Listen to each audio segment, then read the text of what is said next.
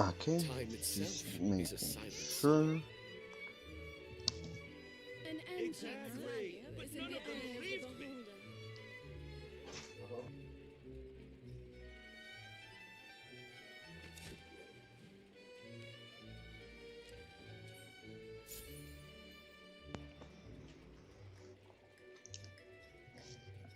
Okay, here we go. There we go. Got the stream up here on my phone. And here we go. So I haven't started this event at all, but I have seen. It's still on, right? Okay, good.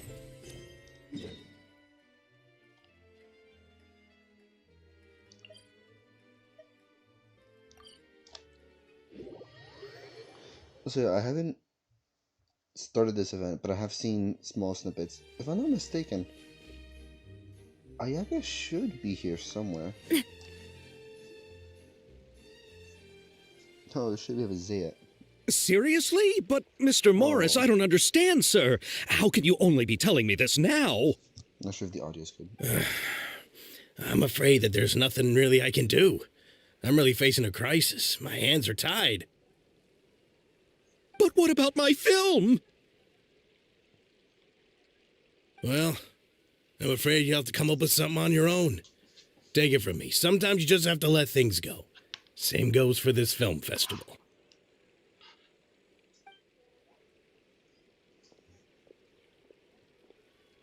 Oh.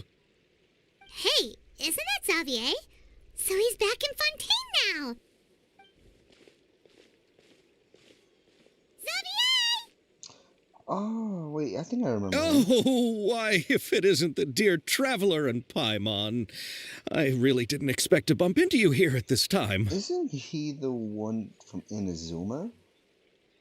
Well, I was doing just fine until I received some terrible news just now. The investor I was working with for my upcoming film has fallen upon some hard times and is no longer able to provide the promised amount of funds. Can't you just find a different investor? Unfortunately, that's not how it works. We had signed an agreement specific to the Fontanalia Film Festival, stipulating that I cannot work with any other investors until the festival is finished. The Fontanalia Film Festival? What's that?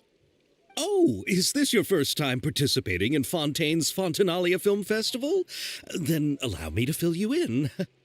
The Fontanalia Festival was established to commemorate the legendary Loch Knights, who went on a quest to search for the Oceanids and eventually welcomed the Hydro Arconageria.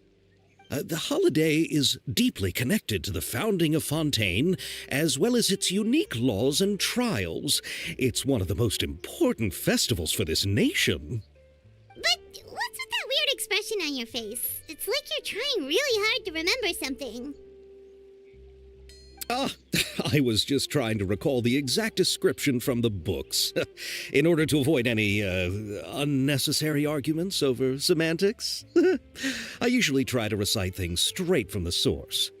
The one thing I hate about autoplay is that sometimes there's like a strange pause in between the dialogues, and it just sounds awkward. Well, Let's see either what way, happens. Paimon thinks she gets it now. It's just like the Windbloom Festival in Mondstadt, and the Lantern Rite in Lille. Yes, those are festivals of a similar variety. Who doesn't like a good festival? And just like those of other nations, Fontaine will hold a plethora of events around this time each year.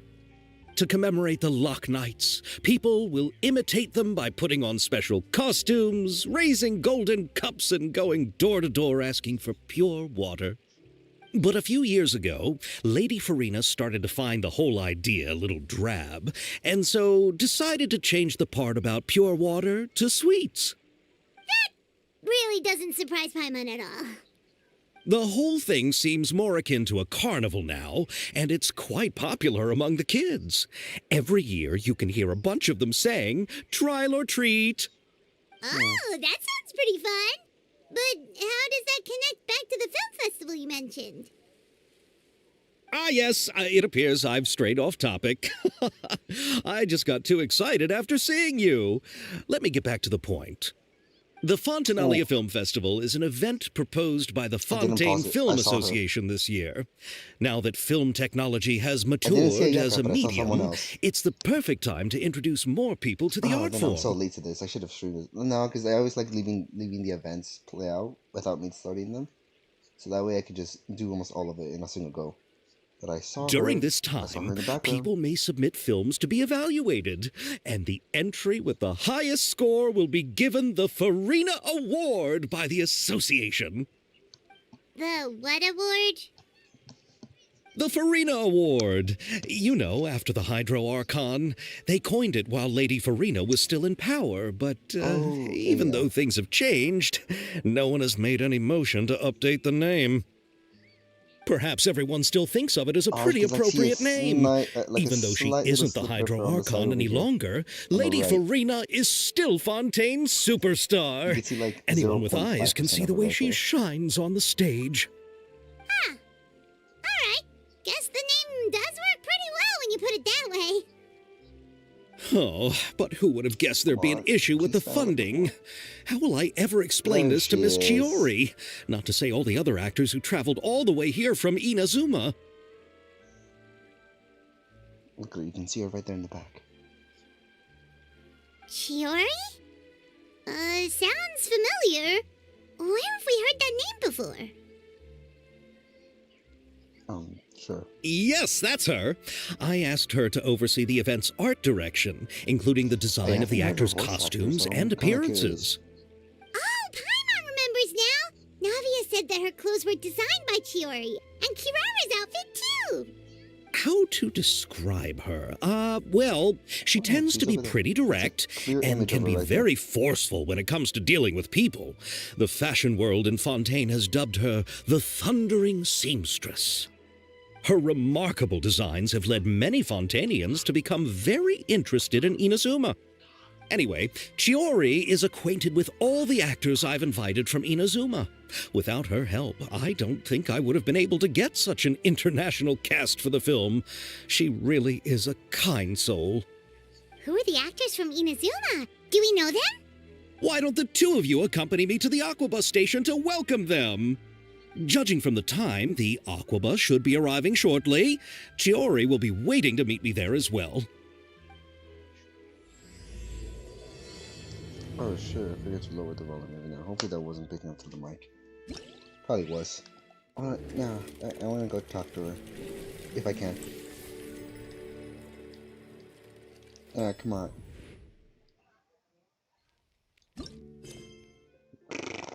That's a lot.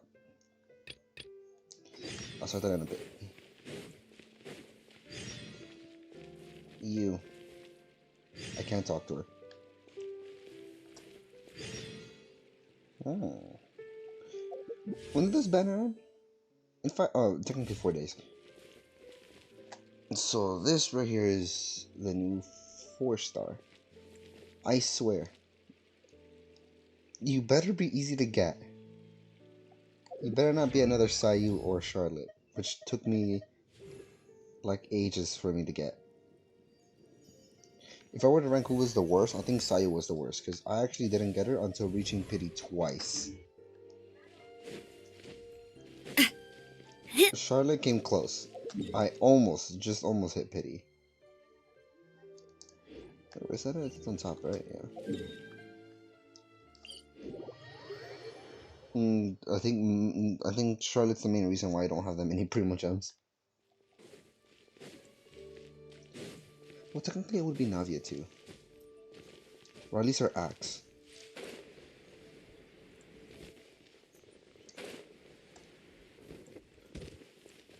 Oh! It's you!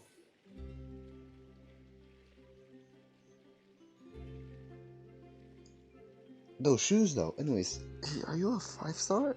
Or a 4-star? I can't tell. But she's new. She's from Leo, I'm pretty sure. I think. Or Inazuma. Miss Chiori? Your talk with the investor sure went fast. The Aquabus hasn't even arrived Something? yet. I don't know. Oh? And who are they? Allow me to introduce you. This is the Traveler and Paimon. I only saw her image. I didn't look anything else into her. Pleased to meet you. Likewise! We've heard the owner of Chioriya Boutique is a skilled seamstress, so it's a real pleasure to finally meet you in person. Although your outfit does scream Inazuma.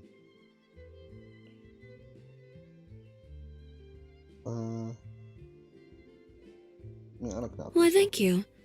I strove to create an outfit that matched her high social station as the demoiselle. So tell me, what happened? I can tell the conversation didn't go quite as expected. Well, it's like this. I mean, if he wants to, I can fund the movie. The film. Mm. I know, Chiori, you don't have to say it. You did remind me that this investor was a little bit sketchy. Yes, there's no doubt She about does that. have a vision, right? Or does she But not? how could I pass it up? He offered me twice as much as the others. And therein lies the problem. Yes, but just put yourself Oh, in my she is wrong, shoes. huh? After obtaining such an excellent script, it's only natural that I would want to make the most of the film. The budgets that the others had proposed were nowhere near enough. It's difficult to find someone willing to front such a large amount of mora, so... Don't be sad, Xavier. We might be able to help scrounge up some more together for you. I'm not gonna spare a few million. Oh, thank you, Paimon. That means a lot to me. But the cost of the film is staggering. I'm afraid that any mora we can scrounge together in a short amount of time won't even be able to cover the actors' fees. Ah, damn. We need to move on. Oh, yeah, she does What's have a happened vision. has It's already Chio. happened, and there's no changing it. But now's not the time to give up. What? You're saying that you have a plan? No, that's not what I mean. I'm simply saying I wouldn't give up just yet. The actors I recommended aren't just after Mora after all. I'm assuming Ayako, right? Because I know she is in this event.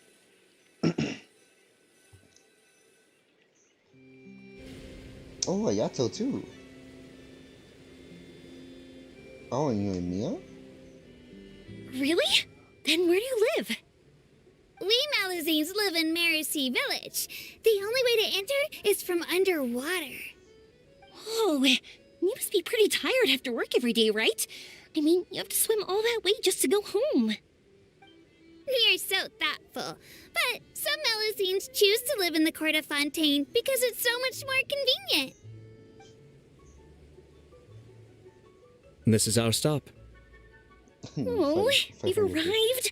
But I I have- haven't even finished chatting with Abel I yet. think I still have double digits and more. I Or not also double digits enjoyed anymore. Abel's introductions to Fontaine along the way. You know, like more than... Everything you described was so 10 clear now. and detailed that we can't help but want to hear more. Do I? I don't know. Thank you so much. I'm usually working here on this aqua bus, so I hope I'll have the Actually, chance it might to have see you dropped down. again. There are still Must many have been more upgrading places stuff. I'd like to introduce to you. Hold on. Please, no, I'll take a check.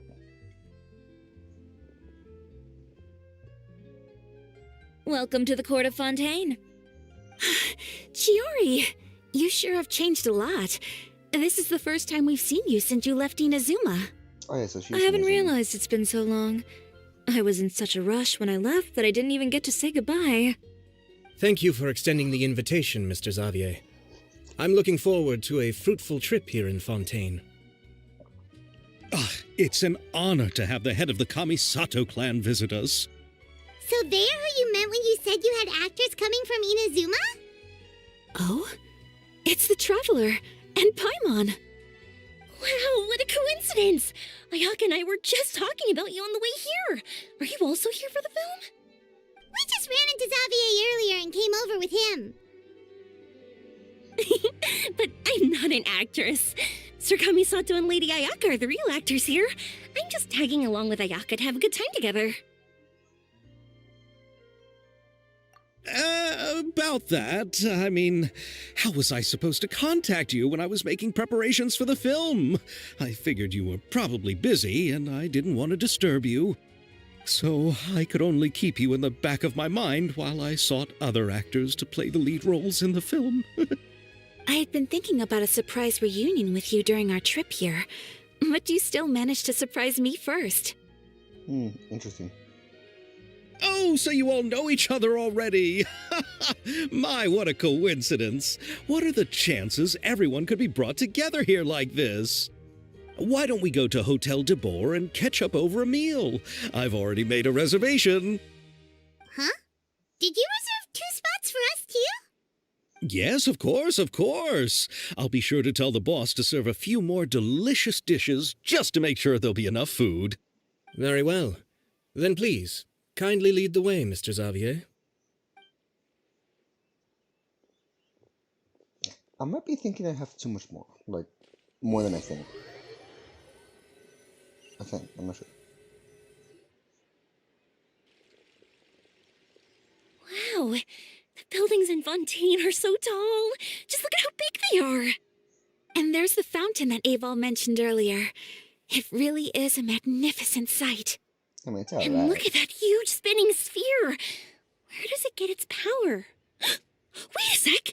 Could it be one of those clockwork mecha we've heard so much about? Hold on, let me see. Oh, okay, yeah, I still have. Okay, yeah. Okay, so I had more than I thought I had then. I have 15 million. Actually, if I'm not mistaken, I think I had close to 20. But since Navia came out, her weapon came out, and then I was upgrading a mist splitter, right? I was upgrading this mist splitter right here.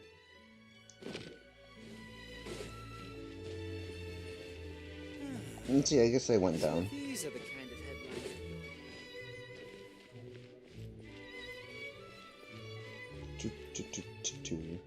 Oh, why do I have Candace in my team?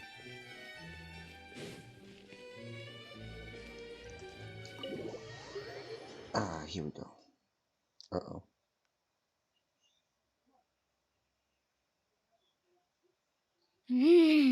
So this is what food from Fontaine is like. It sure is different from what we have in Inazuma. How should I describe it? It seems like you have to go through a lot more steps to make them. And the flavor has many layers too. Ah, yes. When I first went to Inazuma, I actually thought the food there tasted a little too bland. It took some time for me to get used to it. Damn. Let's get back to the purpose of this trip for a moment, shall we? How have preparations for the film been coming along, Mr. Xavier? Well, I've already assembled most of the film crew, a lighting specialist, a prop manager, and a costume designer.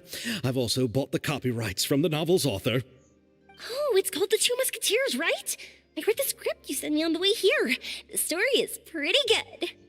Originally, I was planning to start filming as soon as Sir Kamisato and Lady Ayaka arrived in Fontaine, but I'm afraid I've run into a bit of a problem. Oh? What is it? If anything, I want to predict what could happen here. I'm assuming Ayato is going to be to fund the film.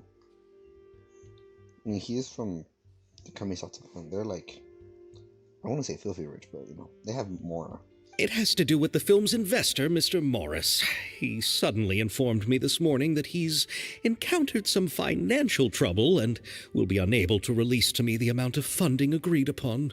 It's said that Fontaine's legal system is well developed. If he has violated the contract, then can't you simply take him to court over the matter? Well, I'm still more concerned about filming. Even if I were to take him to court, I'm afraid it would take months before the case could even be heard. Then, is there a way we could raise funds ourselves to solve the problem? I've considered that option too, but unfortunately, it's difficult to gather such a large amount of mora on such short notice. Besides, we have to consider the film festival's submission deadline. Mr. Xavier, if Ayaka and I were willing to perform for free, would that resolve the problem you are currently facing? What? No, out of the question. To have you come all this way just to act for free? Oh, no, that won't do. There's no need to worry, Mr. Xavier. My brother and I had actually intended to work for free after receiving your invitation. Inazuma has only recently reopened its borders, and needs to strengthen its relations and cultural ties with other nations. We didn't have many collaboration projects with Fontaine in the past, so we hoped this trip would serve as a good start for the future. Yes, I mean, I guess it does have opened its borders recently, but I wouldn't say. I mean, what is the time span between this and Inazuma opening its borders? Indeed. You could say that's the real reason why the Yashiro Commission agreed to come to Fontaine. I understand, but having you two act for free just doesn't seem right. Not at all. While we're officially here to conduct a cultural survey of sorts, we must express our sincerity if we want to establish formal cultural ties with your nation. This film will serve as proof of friendly cooperation and cultural exchange between Inazuma and Fontaine. It's my hope that the film can be finished and released as smoothly as possible. If you still don't feel comfortable with this arrangement, I would also be more than happy to be introduced to some other renowned individuals in Fontaine's literary and artistic circles. All right. I'll do as you say. Thank you. Thank you so much. I'll make sure to cobble together enough mora now, even if it means selling my house, my camera, and every single family heirloom. Come on now, no need to go that far. Damn, my bad. I was I'll also help you out as a honesty. brand sponsor. My bad. I'd be like, I had to go that far. You sell the camera, then what are we gonna shoot the film with? Me too. Even though I didn't bring much more to spend on this trip, it's still better than nothing. You are too kind, all of you. I really don't know how to. Or we can just jump in there and say, here, you can take like 3.5 million more. Ew. All right, enough about that. Now that we have Xavier's savings, my support, and 2 leads who are willing to act for free, I think we will be able to make this happen. You look like a Polearm user. That's all I'm gonna say. So, instead of Mora, you'll help with filming and production. Oh, but how can we help with that? We don't know much about making a film. All right, pull yourself together, Xavier. Tell us if there are still any open positions left among the crew. All right. Let me think. We still need a camera operator, a clapper loader, and someone to manage logistics. I originally wanted to personally serve as director, but I've been too busy working as the producer. So the positions of director and director's assistant will also need to be filled. Paimon knows what the director and the logistics support person do, but what's a clapper loader? The clapper loader is responsible for using the clapper board to record and organize the information of each shot when the camera operator begins shooting. The work requires both patience and careful attention to detail. Bruh. A clapper board? Oh. You mean the thing they hold that goes clap whenever they start filming? I don't know why I didn't get that earlier. You know, I was looking for a sound effect like that. Not too long ago, and I'm surprised I didn't get it. Like what a clapper, loader is. Yes, that's right. Are you interested in that job? For sure! Paimon's always wanted to try that. All right, then you'll be our clapper loader. I can find someone from the store to help with logistics. What do you think, Xavier? Fine by me. As for our camera operator, I was thinking of letting the Traveler take the role. Damn it. Oh, he's great when it comes to using a camera. No, Paimon no. can't even count how many things we've taken photos of during our journey. Those purely were for Primo Gems. Yes, that's also what I was thinking. I noticed the Traveler had an eye for photography and composition when we worked together previously. You offered Primo Gems, that's it. Didn't care too much. I'm sure that's due to the traveler's journey across Teyvat and all the places they've seen. After so many adventures, using a camera must be second nature by now. Primo Gems were the modest, but okay. What do you say, Traveler? Are you interested in the job? Can I get Primo Gems? Thank you. It really means a lot to me. Come on, friend. Let me give you a big warm hug. Not for Primo Gems. So all that's left for I us need to them. find I is a need a lot director of them. and an assistant. Oh, me! I want to be the director's assistant. All we need to do is help the director, right? I can handle that. All right, then all we need is a director. Oh, all the well-known directors in Fontaine are probably also busy working on their own films these days. I'm not sure who will have time to help. Are they gonna suggest someone we know or just a random person?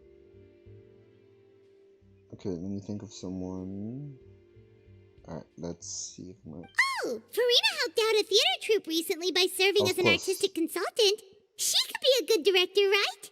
Besides, it's not like she has anything else to do right now. Farina? Do you really think Lady Farina would be willing to help us with our humble project? Isn't that the name of Fontaine's Hydro Archon? My brother has already informed me about what happened here in Fontaine. Yeah, I might have caused some of it. Yep, that's Not her. really, but... She helped out a theater troupe not too long ago, and now she's taking up work as a director. Well, I saw that musical. Her performance was perfect, and the storyboards were also excellent. Don't let her former identity intimidate you. She's the best candidate we can think of right now. You'll never know until you give her a shot. fine. You're right, Shiori. I'll do anything for the sake of my film. Anything! Then I'll have to ask the Traveler and Paimon to show me the way to Lady Farina's residence. I just hope she'll agree to help. Do you need us to also come along? No, there's no need to trouble you with this. Besides, you've just arrived in Fontaine, and I'm sure there are many places you would like to visit. Just leave this task to me. It's part of my duties as the producer. Very well. Then we'll be waiting to hear the good news. I'll go with you. By the way, you might want to consider bringing a gift. And don't worry, we won't simply drop you off at Farina's place. We know Farina pretty well by now, so having some familiar faces there should help your chances. Besides, the whole thing was our idea in the first place. All right, then I'll start making preparations. As for the gift... A gift for someone who was once seen as the Hydro Archon. I wonder what she would like. Mac and cheese? I recall that Lady Farina once fancied a clockwork ring, so perhaps I should get another exquisite clockwork contraption for her. Huh? Can't we just bring some desserts, like the Fontinalia mousse? Or mac and cheese. But wouldn't that be a little too cheap? She does like desserts, though. If I'm not mistaken, she did say that she really enjoys eating mac and cheese. Isn't the Fontinalia festival happening right That's a now? lot. I heard Evil tell us on the Aquabus that Farina introduced the tradition of going door to door and asking for Was it mac and sweets. cheese? It was something... Or was it macaroni? Either one of those two. Isn't that the same thing? To do something like that, she must have a real sweet tooth. I agree with Yoimiya. If the gift is too fancy, it might actually make her feel more uncomfortable. Alright then, let's go buy some Fontinalia mousse. Yeah, I was thinking she did enjoy mac But and will cheese. that really be enough? We'll be asking her to do a lot of work, you know. You're right. We need to further sweeten the deal. Huh? You want something even sweeter than Fontinalia mousse? Yes, we'll need a gift that's sweeter than any dessert in the world. But what could that be? Your words of praise.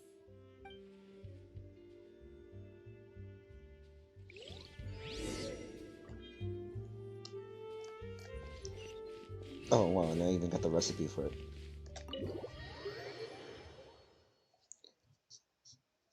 No, but seriously though, I think one of her favorite foods is mac and cheese, right? Hold on.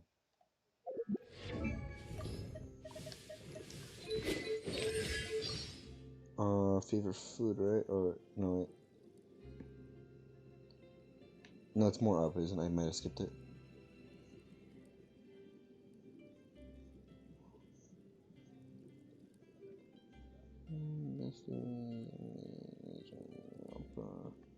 It's more down.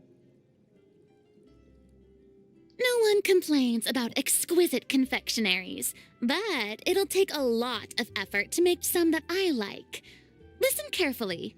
Desserts are like operas. Everything from choosing the characters to imagining the setting requires a lot of effort in order to make the final performance a hit. Simply put, I detest most of those creative dishes. I have tasted many wonderful dishes throughout the years which did not... Oh well. I'm pretty sure at one point she said she's been eating like a ton of mac and cheese. And even the traveler likes it. Like, don't you get tired of it? She said no.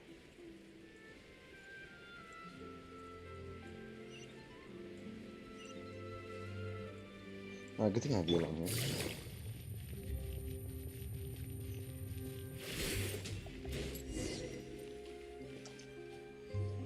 Alright. We're here! This is where Farina lives. Okay, I'll go knock on the door. I wonder if she's gonna have the reaction I think she's gonna have. Like, she's just gonna say, like, you need me to, like, help you with another, like, production thing. Because she recently helped us out with the play. Now she's gonna help us out with the movie. Coming. Seriously, who's knocking before afternoon tea? Huh? Who are you? Lady Farina, please allow me to introduce myself. I am Xavier, a film director. Hello. Oh, is that the traveler in Paimon I see behind you? And who's this? I'm Chiori. Ah, the one from Chioria Boutique. Hello. So, what are you all doing here? Do you need something? Did you just get up, Farina? It's already past noon, you know. Huh? Oh, Paimon means the weather is so nice in the afternoon and the sun is so warm. Just like how you make us feel. Sleeping in late is a really smart idea. No. I was just up late last night reading some novels. What does sleeping in have to do with the weather? This is a small gift we've prepared for you, Lady Farina. We hope you like it. No need to be so formal. I'm just a regular person like everyone else now. Oh, is this Fontinalia mousse? It's one of my favorites. That's great! So, actually, there's something we need your help with. Given your renowned passion and understanding of drama, I would like to ask that you serve as the director of our film crew. Oh, but didn't you just say that you're a director? Yes, but for this particular project, I'm mainly working as a producer. Besides, I'm sure that your understanding of the performing arts far surpasses my own, Lady Farina. Are the Traveler and Paimon also part of the film crew? Yep, we sure are. Paimon's the clapper loader and he's the camera operator. Camera operator? That can be a pretty technical job, and it directly affects the final quality of the film. Are you really up to it? As long as you offer good primogems, yeah. No, I'm not questioning your abilities. It's just that I've never really seen you use a camera before. Maybe you can come up with a test for the Traveler and see for yourself. If he can satisfy you with his camera skills, then you'd have nothing to worry about and can join the team. What do you say? You sure are getting better at rolling with the situation, Paimon. Oh, I do wish to see how skilled the Traveler really is with a camera. All right, how about this? We'll work with what we have. I'll give you some scenarios and see if your work is up to my standards. Okay. Very good. It's essential for the camera operator to understand the director's vision. I'll make my decision after seeing your work. Are you ready? I have high standards, you know. Oh. Okay, Well, grab the camera and I'll give you a scenario. let's see. This is the boss of the workshop and has always been part of the forging mission, as it cannot only precisely control strength at the temperature, plus to take down effect from the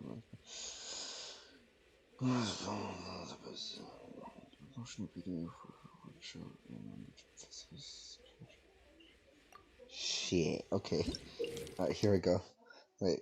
So you will need to film several shots according to the director's requirements and compile them into a video. Camera position is key, and you should ascertain in the camera's position requirements. Okay. when filming, there will be a narration requirement. Select the most suitable narration according to the story. Try to satisfy all the director's filming requirements after selecting the most suitable choices for the all camera position. Okay. Located in the court of Fontaine. Okay. So these. Okay, yeah, that's the script.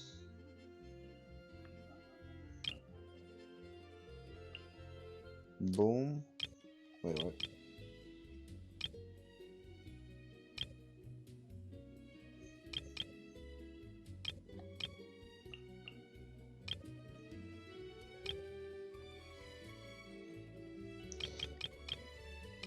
Ah, okay, I see.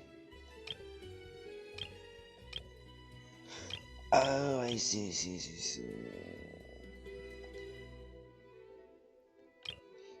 So we'll use this one for this. Hold on, what is the narration section? This machine can precisely control. So, I'm assuming this one. Thanks to this machine, the owner can control all day. This one. But not too worried for this one, I'm assuming. Shit. And this one. Boom. Hey. Let's start shooting like hell, huh? What?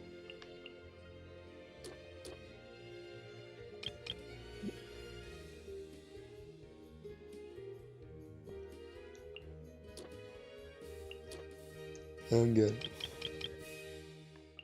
So this one already has it selected. You need a scene that shows off the forge machine working.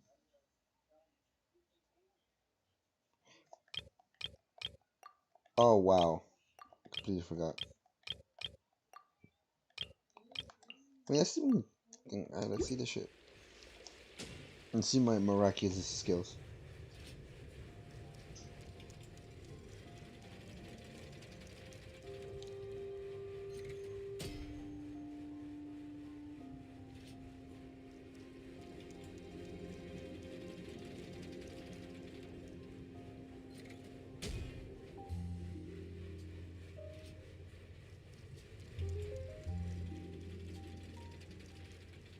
Alright, come on, that was pretty good.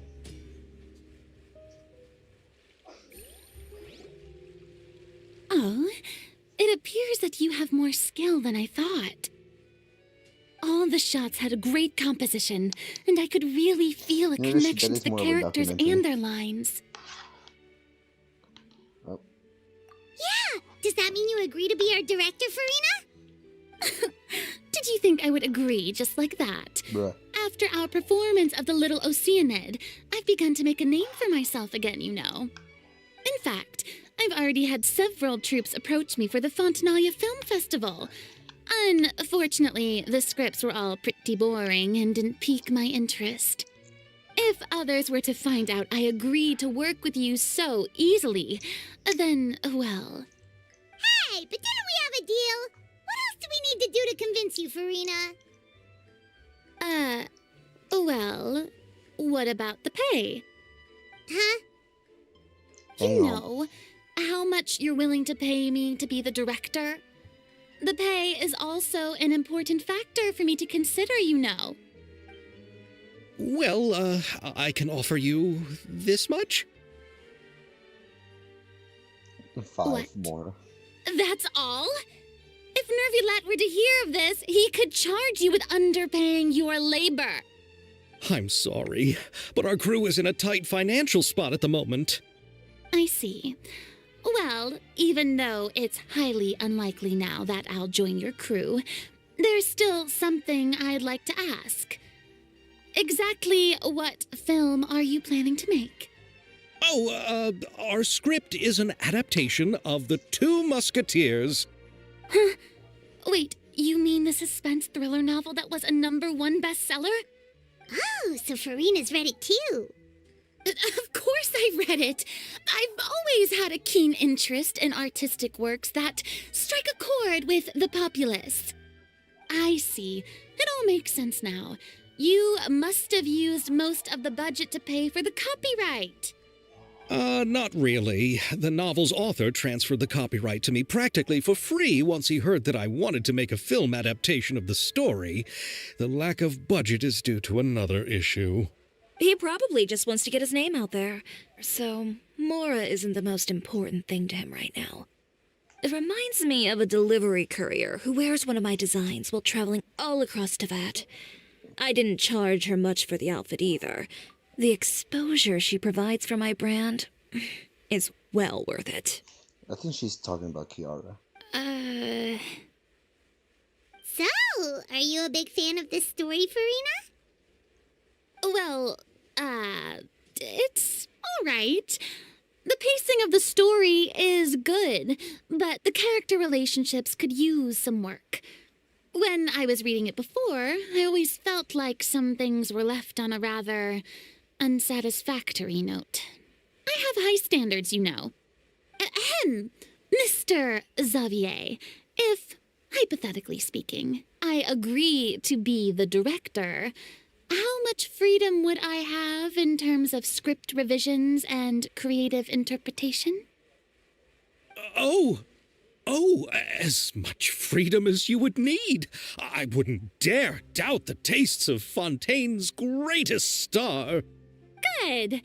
Then I'm free to alter the script as I see fit? Absolutely, no problem.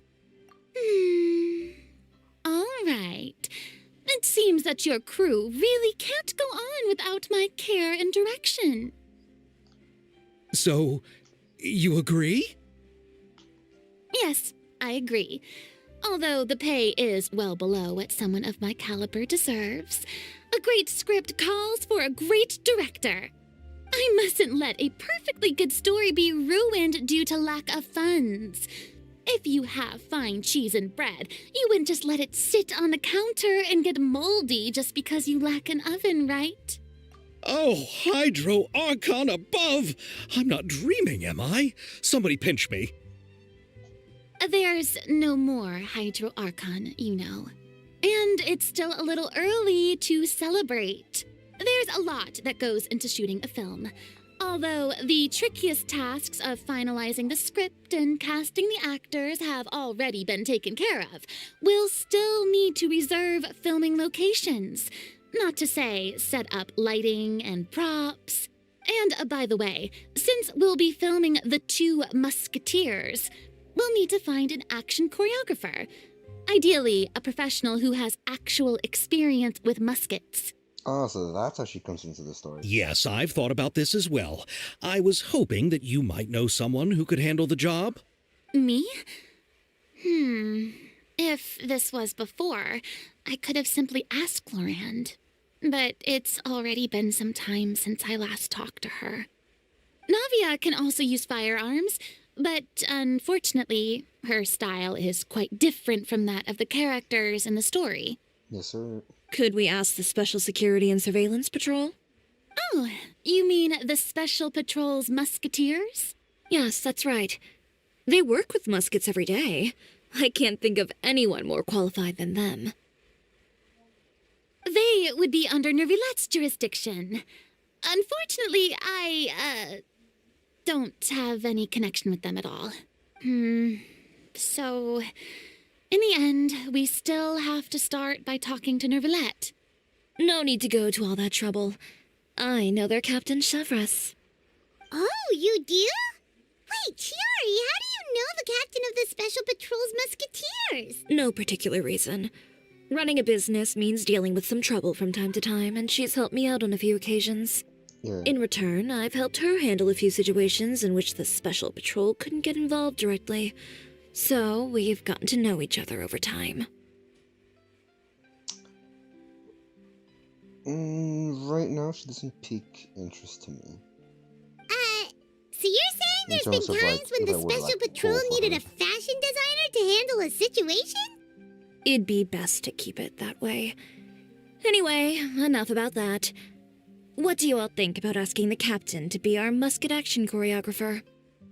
She sounds professional enough. She is a captain after all. I have no objections. But I imagine the Special Security and Surveillance Patrol must be busy with their duties. Do you think she'd really have time to help with shooting a film? And then there's the issue of pay. Well, it just so happens that she's also not the kind of person that's just after Mora. As for whether she has time, I'll have to go and ask her first. Then I'll leave that to you. Macaroni's on sale today, so I've got to go. No, yeah, see, You can just tell macaroni. me how things went when we discuss tomorrow's plan later. No problem. Having Farina join feels like a big boost to our team. Of course. Just wait until the day of our premiere.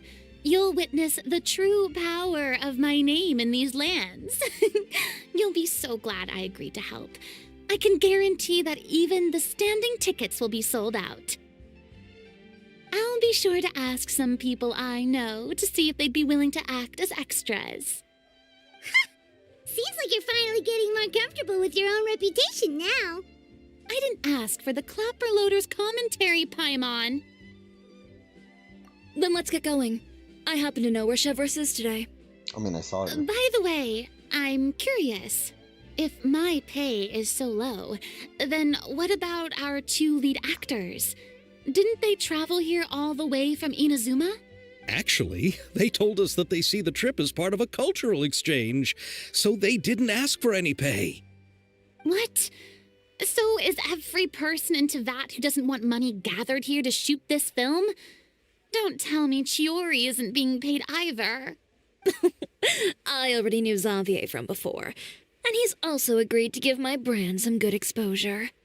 It seems the gods have really smiled upon you, Xavier. And that certainly doesn't include me, mind you. Ah, it's funny. But anyways, she should be. Oh, she did move.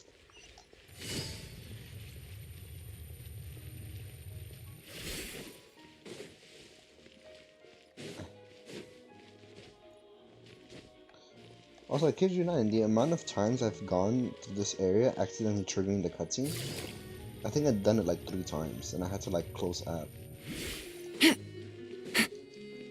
Because like I didn't want to spoil much for myself. All I know is that a Yaka's in here. I didn't know about anyone else. Well, also the musketeer person.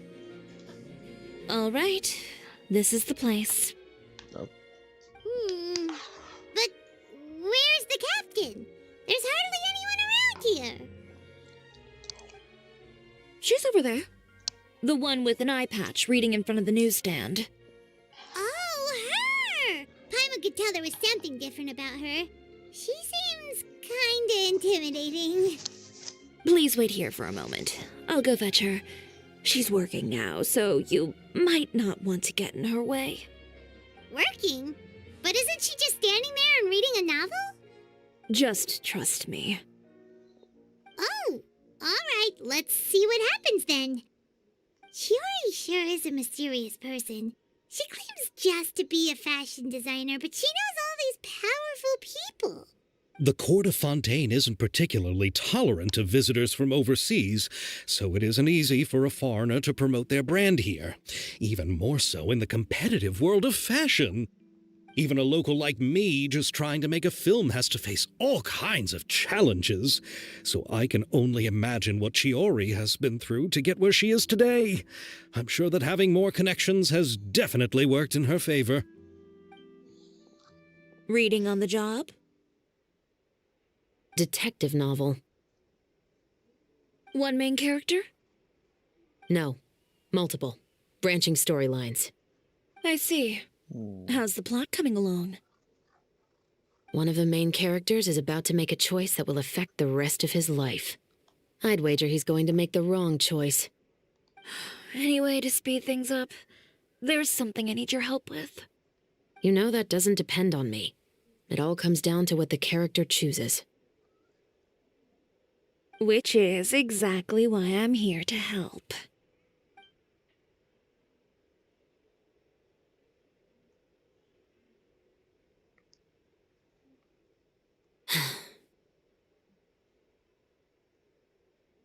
All right.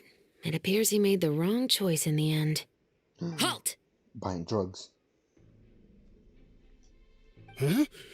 What's going on? Hand over whatever you're holding. Oh, it's just a book. I didn't buy anything else. Then I'm sure you wouldn't mind letting me have a look. Excuse me, officer. I don't mind you standing around here, not purchasing anything, but I'd prefer if you didn't disturb my customers. It's bad for business, you know. Don't give me that act. You won't be able to get off so easily either. I am Chevraz, captain of Fontaine's Special Security and Surveillance Patrol. I will say this one last time. Hand over whatever you're holding at once.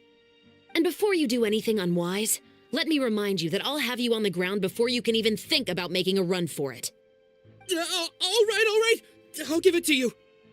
But please let me say something first. If there's any contraband in that book, then the shopkeeper here is the one who slipped it in. I don't have anything to do with this. Why, you trying to leave me on the hook, huh? You were the one who said you wanted it. Save it for the interrogation room. Take them away, Letelier.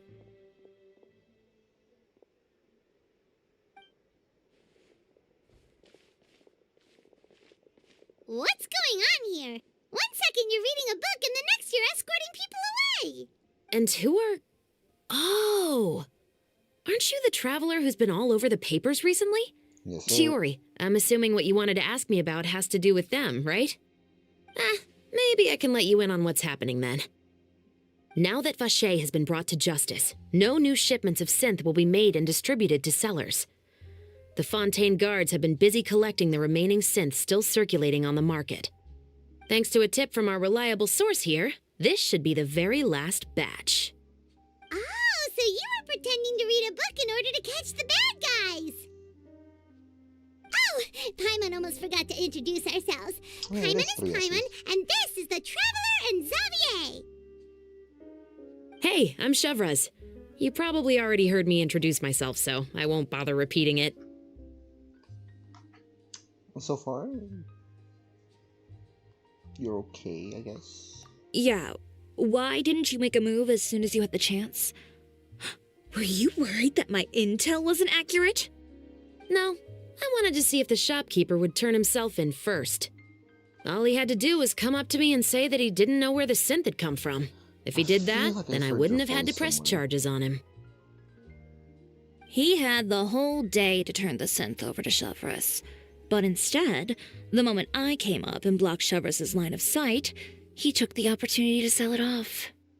Yep, he made the wrong choice, even though the right choice was right there in front of him. But you knew they wouldn't make the right choice. Yeah, I knew. I was just hoping I'd be wrong for once. Enough about that, though. What did you want to ask me about? Oh, you see, it's like this. Kind of like how they changed it. Before The it would Two just Musketeers. fade into a black screen. You certainly have a good eye for a story. Before it would just fade to a black screen and just say Paimon tells her like the situation. Now it just does like a pan shot like far away. So what do you need me to do? Just be the action choreographer for the actors? Yes, Get that's comfortable right. here. I want to make sure we get all the details right. I want the actor's posture and understanding of firearms to be as realistic as possible. However, I'm afraid this work will require a bit of your time, since you'll have to be present whenever we're filming. Also, as for the pay... No need to say any more. I'll join. Just like that. Really? You're willing to help us with our humble film project? Sure, it's no big deal. As I said, we've wrapped up our investigation here, so I don't have any other tasks on my plate for the moment. Besides, I personally really like this novel. I even have the collector's edition at home. Stories where justice prevails over evil never get old for me. Then we've got a deal? Yes, I'll see you on set tomorrow. Those things around her neck, they look like... Oh my! I can hardly believe it! I should tell Lady Farina immediately. Oh, and I must tell the prop manager and lighting technician to get everything ready. We start filming tomorrow! Calm down, Xavier. The film is going to take more than just a day to finish. Still, I should also head back now and start preparing the actors' costumes and makeup. Alright, guess that's it for today then. Traveler, Paimon, please stay for a moment. I have something to tell you. Oh? Then I'll take Xavier back. Poor thing. He's so excited that he can't even walk straight anymore. I don't want to spend our first day fishing our producer out of the fountain. Yep, see you tomorrow. I'm assuming this has to do with the synthol. Where did she go?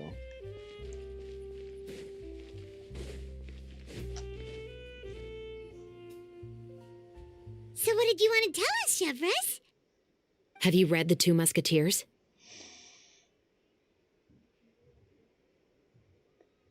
No. The story is about a pair of children born into the household of a baron and their struggle to survive together and take revenge for their mother.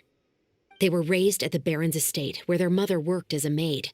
The two were illegitimate children that the baron had with the maid, so they were never treated well by anyone. One day, upon returning home, they found their mother had been murdered and left dead on the floor. It was quite evident that the culprits were the other members of the baron's household, who never had any kind words to say to them. However, the baron was able to exert his influence and keep the whole thing under wraps. The mother's death was eventually deemed as a suicide, and there was no chance of bringing her murderers to justice. The two siblings decided to flee and someday avenge their mother. Many years later, members of the baron's family suddenly started turning up dead one after the other, all killed by gunshot.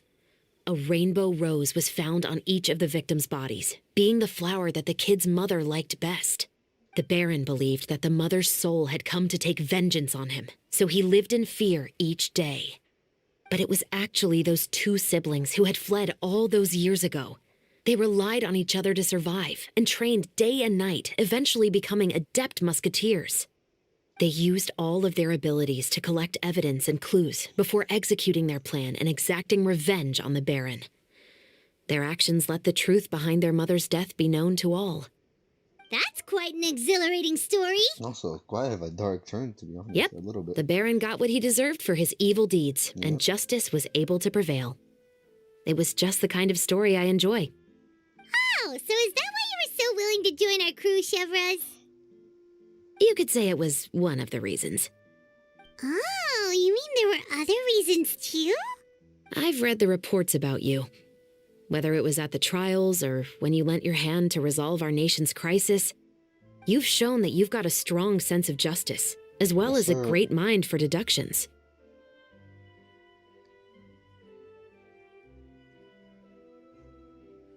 Yes, you're as sharp as I expected. It seems you've experienced many similar situations before. There's been a recent murder case involving muskets. The perpetrator's methods appear to be very similar to what is described in the novel. Huh. Really? But Paimon didn't see anything about that in today's papers. The Marechaussee Phantom hasn't yet released any information to the public because the investigation is currently at a standstill. The murderer is extremely cautious. A murder involving firearms? But not that many people use those in Fontaine, right?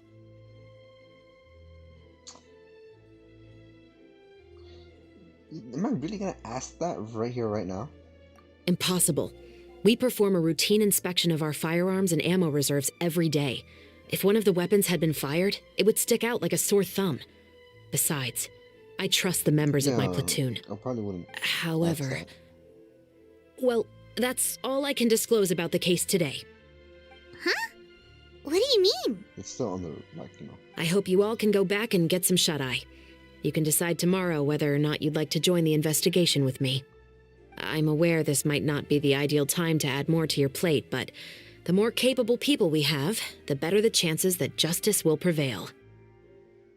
Carrying out investigations isn't actually supposed to be our responsibility. Our job is to apprehend the perpetrators. Finding them is really up to the Marechaussee Phantom. You could say I'm taking part in the investigation out of personal interest. I don't want people to see muskets in a negative way, and also, I'm concerned about the similarity between the crimes and the story. You mean they might be connected somehow? I suspect so. Just to make myself clear, this is not an order, nor is it a deal of any kind. It's a request, nothing more. If you two have any interest in the case after we finish filming tomorrow and are willing to assist me, then I would be most grateful. What do you think, Traveler? Yeah, you're right. Paimon's getting a little tired, too. We've really been hustling all day. You'd better head back and get some rest. It's good to keep a calm mind, especially when you're about to make an important decision. Otherwise, when the moment comes, you might end up like that shopkeeper and not even realize that the right choice is right there in front of you.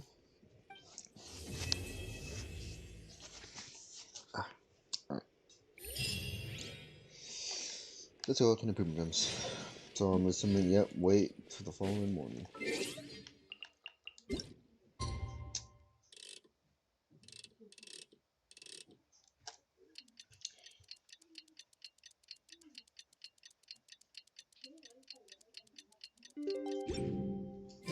It's finally time to meet up with everyone. Paimon even dreamt of making the film last night. If Paimon remembers right, we're meeting at Hotel de Boer. Let's get going.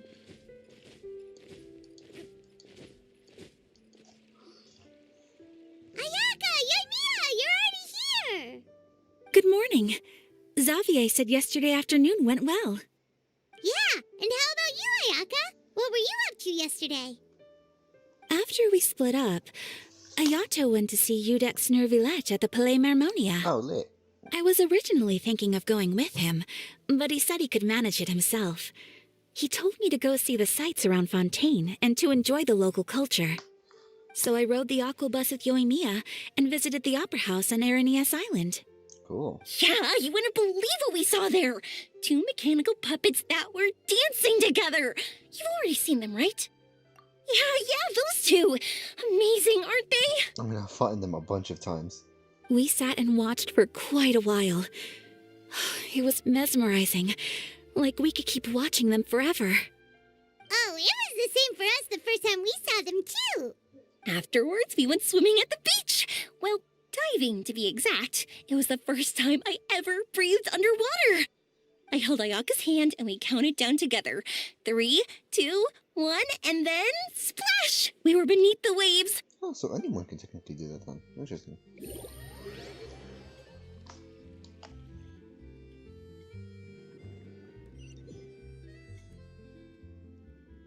At first, I didn't dare to open my mouth.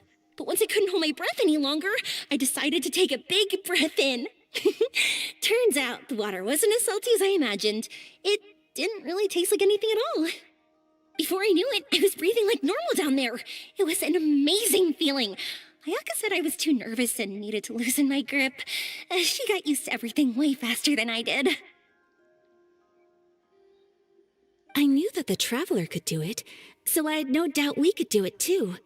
That helped me feel at ease as soon as we dove in. The underwater world in Fontaine truly is beautiful. I love seeing the Romaritime flowers blossoming underwater, like little candles lighting up the streets at night. Yeah, and there were so many creatures that we've never seen in Inazuma. Like those fish that shimmer like a sword blade. Whoosh! Oh, and those big fish that call when they see people. Oh, you mean Hunter's Rays and Blubber Beasts. I just love the name Blubber Beast. Just wait till Pops and the others hear about this. They probably won't believe a word I say.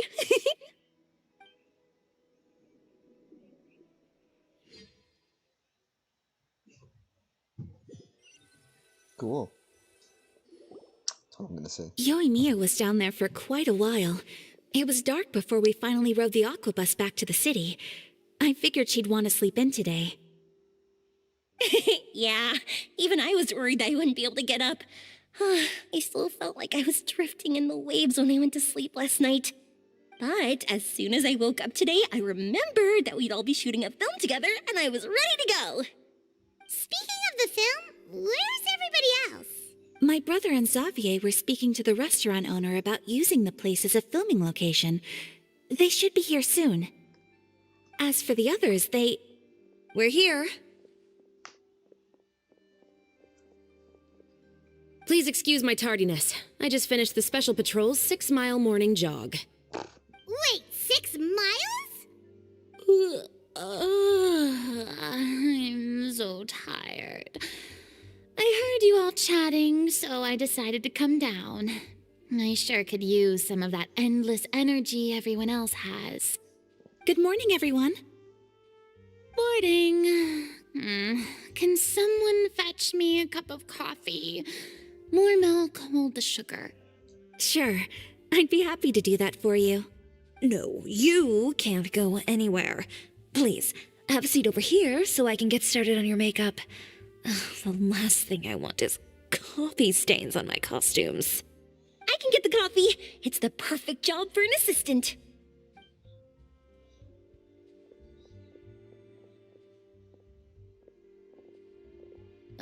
So much energy. Seriously, what's her secret? Oh, Yoimiya's always like that. But you sure look exhausted, Farina. It's because you're not used to waking up so early, huh? Of course not. I spent the whole night reading the novel from cover to cover, marking sections that either need to be omitted or adapted. Wow, Paimon didn't expect you to be so thorough.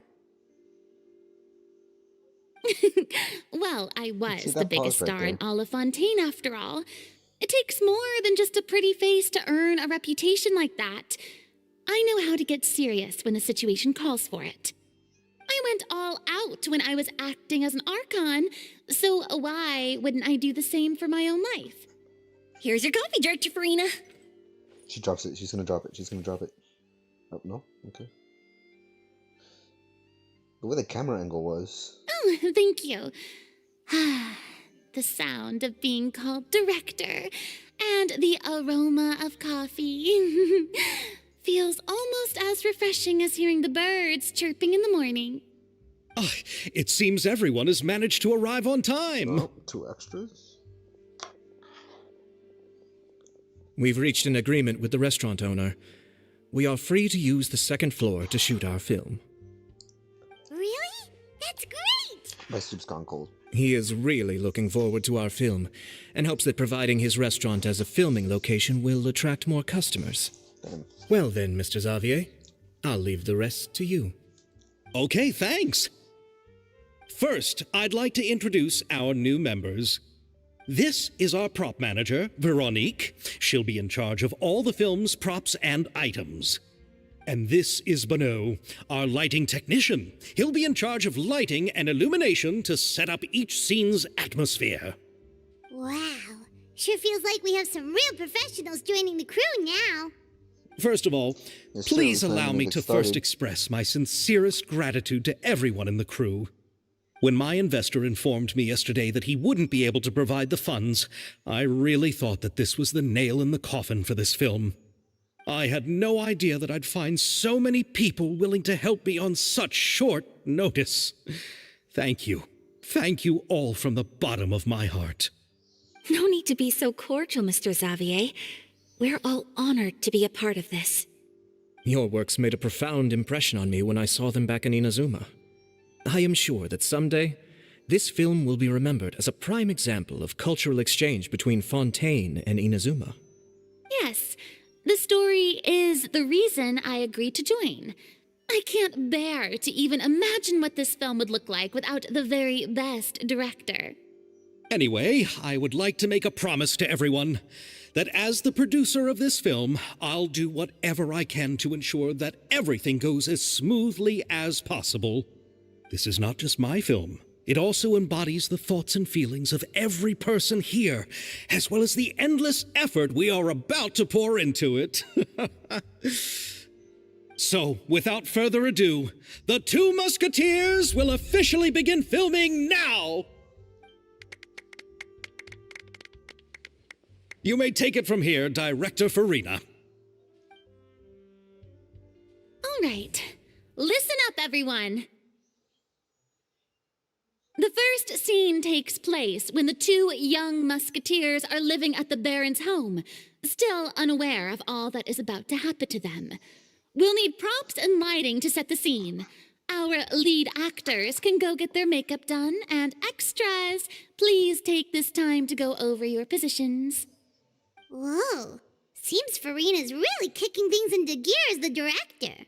Is everyone clear? I don't want anyone traipsing around the set like umbrella finches. All right, cameras will start rolling as soon as the set is ready. Let's make a film that'll make some serious waves in Fontaine. Not the kind of waves that drown people. I mean, the good kind of waves. Seems like she's still a bit traumatized by that. Anyway, let's go see if there's anything we can do to help. Act 2 started. Oh. Well, I am being summoned. I'll be right back.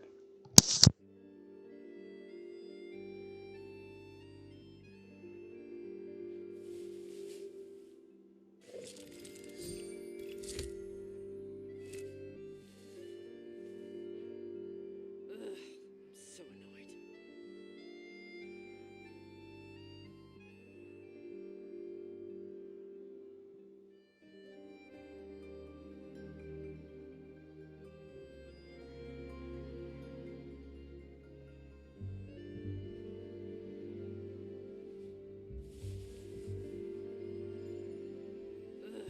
So annoyed. So annoyed.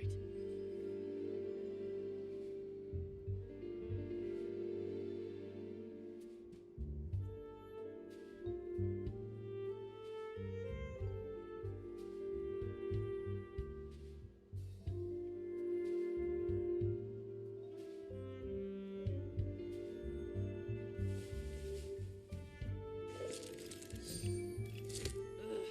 so annoyed. I'm so annoyed.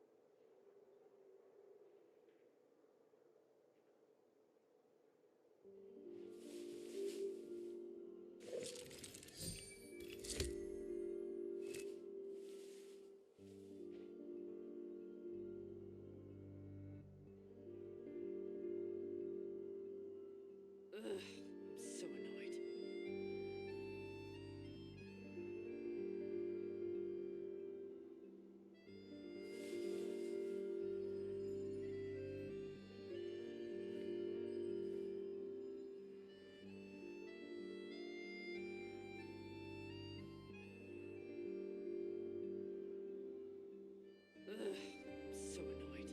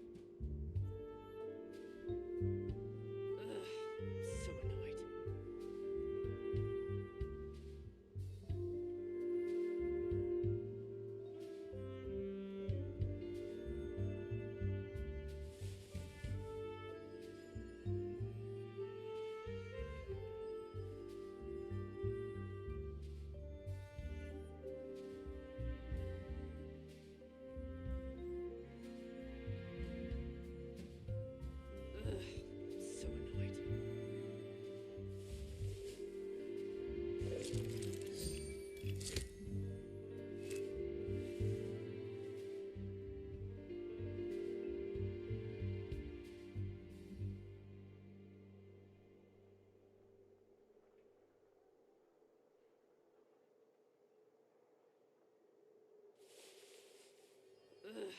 So annoyed.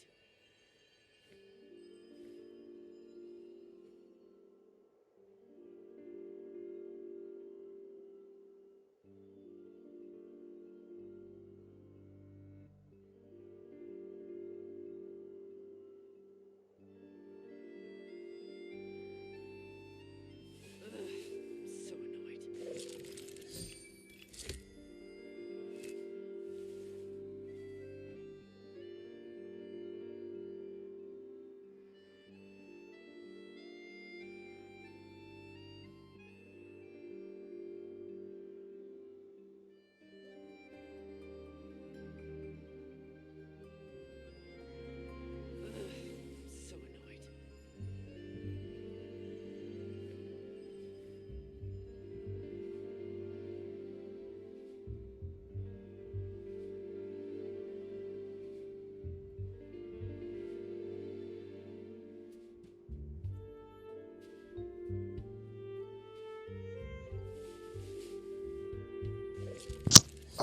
Okay. So annoyed. I'm just making sure.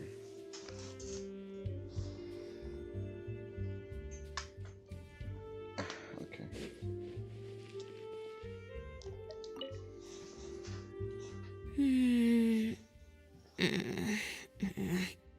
Ayaka has mentioned you to me before. She said that you two were great friends when you were kids. No talking. I'm thinking about how to do your eyeshadow. Ah, yes. To help me really look the part. To achieve a more young and naive look for this scene. Are you saying the wrinkles around my eyes are too deep? You just have too much of a calculating look in your eyes. You sure don't mince your words. It seems you really haven't changed much. Quiet. Damn. But yeah, so far, not so much in terms of me wanting to pull for her. But then, it's still too early. We're only meeting her in an event, not an Archon quest, nor story quest. How about here? A little more to the left. You got it. Hey, Yoimiya, do you need a hand? No, I'm fine. You know, doing the lighting is kind of like designing a fireworks show. It's interesting to imagine what kind of atmosphere the lights will create. I heard that the Traveler will be operating the camera and Paimon will be the clapper loader, right? Those roles are just perfect for the two of you. Really? Is that because it'll be easy for Paimon to hold the clapperboard while flying? Well, sure, there's that, but that's not exactly what I meant. I just think that after all your journeys together, you two must have developed a super close bond and just naturally know how to work with each other. If I'm not mistaken, the director will want the cameras rolling as soon as the clapperboard goes clack. Oh, I see. It's amazing to see the magic behind filmmaking. Yoimiya, Yeah, we need lights over there, too. got to close the show on for a it! bit. I've got to get back to work. Chat with you later. Oh, it's exciting to see so many people working together to bring the film to life.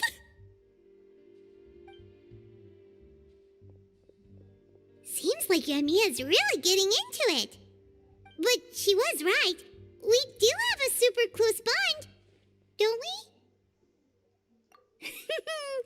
Paimon's really happy to hear that. You know, I wish when it came to specific questions on Google, I wish it legitimately just told you whether it's like right or wrong, good or bad, yes or no. Instead of just giving me an So, article. I can this know. is a real musket? No, it's just a prop weapon. Not bad. Have you seen a real musket before? Only in books and newspapers. I made this one based on the relative shape and proportions I saw in reference images. When we're filming, some special gunpowder will be applied around the muzzle, which will help create the flash and smoke effects of a real gun being fired. Oh yeah, that's true. Which means it'll be up to the actors to portray the recoil. That's right. The sound effects for gunshots will also be added in post-production. Thank you, Veronique. I think I know where to start now. However, the musket's gears and firing pin could still use some work. Adding some wear on the metallic components will make them appear more realistic. Also, be sure to rub the muskets with some oil each time before we start shooting. That'll give the impression that the firearms have been well maintained. Good point. You seem to know a lot, Miss Chevres. I assume you use these types of firearms on a regular basis? Yes, I perform routine maintenance on my weapons every day. Just like we as people need to eat and sleep, muskets need to be cleaned and maintained. I also perform similar care for my sword every day, and familiarize myself with its shape and weight, to the point where it feels like a natural extension of my body. Yes, this way, our weapons will never betray us in the heat of battle. Yes, well said. It seems we have the same philosophy on this topic. Oh, sounds like they found a common interest to talk about. Though these props differ from the muskets I use, I can still give you some pointers. Good. I look forward to your instruction. First and foremost, never point the weapon at anyone, regardless of whether it's a real or prop weapon or whether you're holding it or it's on the table. This holds for any time when you're not actively engaging an enemy. Okay, understood. When aiming the musket, extend your arm so that it's level with your shoulder and use your eye to look down the weapon's sights. Like this? Not bad. Now, try saying your lines. This is the end of the road for you. Good. Now turn your body a little. That way, you'll give your enemy less of a target to work with. And relax your shoulders. Here, allow me to demonstrate. Why is she holding the gun sideways? This is the end of the road for you. Why are they holding the gun sideways? I mean, it looks badass, but... Excuse me, Miss Chiori. Director Farina, there's something I wish to discuss with you. Oh? What is it? Like this? Yes, much better. What do you think? I do see your point. But are you sure you wish to do this? I believe it would be most fitting. Well, if you insist. All right, I understand. Miss Ayaka, Miss Chevres, could the two of you please come over here? Huh? What's going on? Are we gonna start filming now? Let's go see. What is it? I have a question for you, Miss Chevres. Would you be willing to play the role of a musketeer? What? To clarify, I would like to turn over my role to Miss Chevres. But, brother... Don't worry, Ayaka. I actually view this as a good thing. I was becoming troubled trying to set aside some time to speak to the staff at the Palais Mermonia. I would like to have some conversations about the cultural exchange between our two countries, and I've heard that the bureaucratic process here can get rather complicated. Now I will be able to focus on my work. Besides, you also know that I'm not really one for public performances. Are you really sure?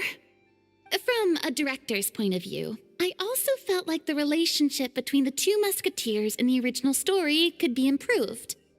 The older brother in the story plays the lead role with his overbearing character, but this causes his character to overshadow that of his sister, and the theme of the two supporting and relying on each other isn't conveyed very well.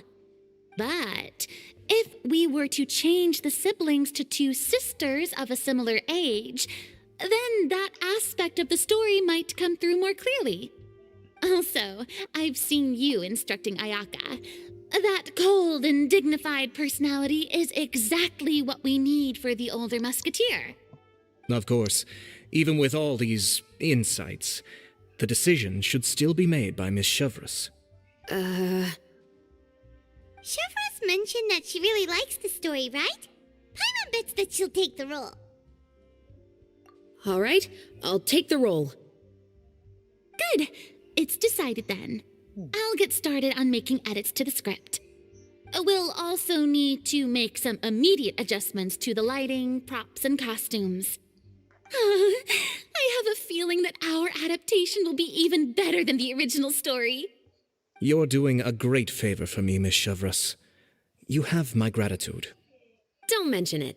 I like this character, so if anything, I should be the one thanking you. Well, since my brother is the one who brought up the idea, I suppose there's no need to worry. Let's go, Miss Chevreuse. I look forward to working with you. Please, just call me Chevreuse.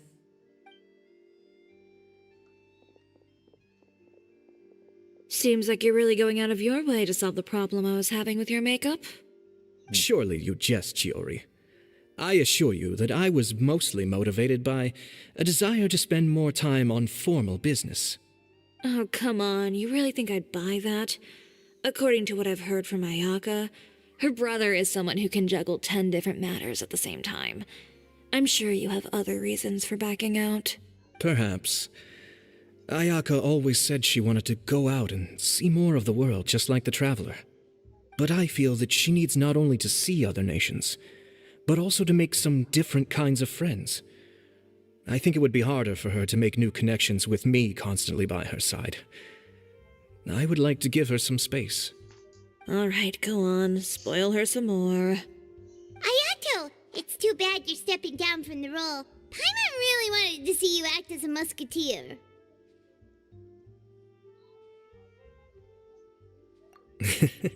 No need to poke fun at me. I'd wager that you also felt that I wasn't the best candidate for the role. Yeah, maybe. It's a little hard for Paimon to imagine you saying those lines. Yes, I've made an appointment to meet some people from the Palais Mermonia. Now, I will have some more time to prepare. Traveler, get the camera ready. Paimon, get the clapperboard. Actors, to your positions. We're about to start shooting the first scene. Oh, finally. Go on now. And please take good care of Ayaka. Yep, don't worry. Thank you. I look forward to seeing the film when it's finished. But... okay, here All right. we go. Now that we're all here, let me help set the scene for everyone. The first scene takes place when our two main characters are still living at the Baron's estate. They've been ostracized and verbally abused by others in the household, but they still have no idea why. We want to capture how naive and innocent they are, despite their pain. Chevreuse will be playing the role of the older sister, Tulip, and Ayaka will be the younger sister, Iris. Be sure to get close-ups of the main characters at the right moment. Silence on the set! Lights! Camera! Action! Let's go! Tulip, Mother's been out for quite a while now. Perhaps she went to pick some flowers on the way home. You know how she loves flowers. Iris, Tulip, I'm home. Mother, you were out for so long, we were beginning to worry about you. I'm sorry, but I'm back now, safe and sound. Here, I brought your favorite treat, apple turnovers. Mother, what are those bruises on your hand? Huh? What bruises? Oh, I must have bumped into something while I was working yesterday. But I didn't notice them this morning. Then perhaps they're from when I accidentally tripped when I was out just now. By the way, did you have fun playing at home?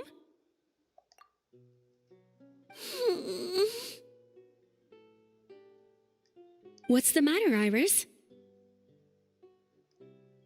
Well, we've realized that no one really wants to play with us. They even took Iris's doll and spat at us. Yeah, I think it's better if I don't have autoplay on. And they even called us names. They said we were... Shh. It's all right. Don't worry. Girls, listen to me. It doesn't matter what anyone says. Don't listen to them. No one can define you with such words. You both have wonderful lives ahead of you. Just like your names, you will both blossom like beautiful flowers.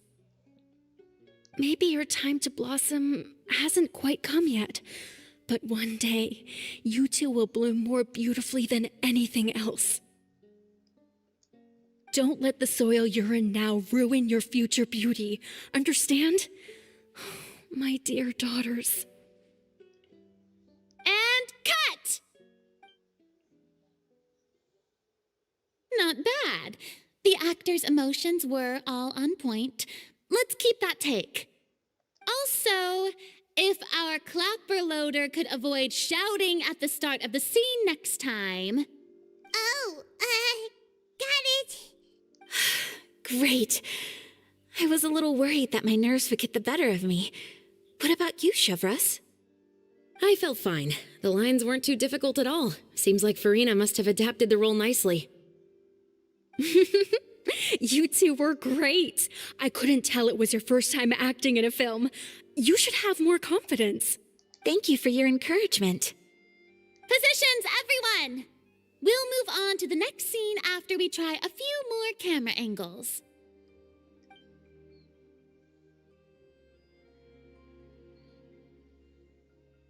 This scene is when our two characters return home, only to discover their mother has been murdered. Ready?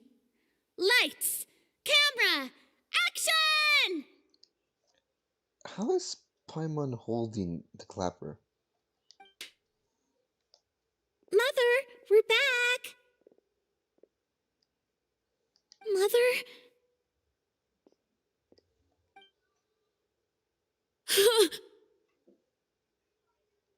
What's wrong, Tulip? Iris, stay away!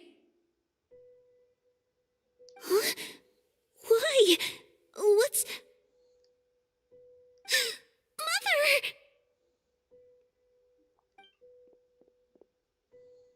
Mother...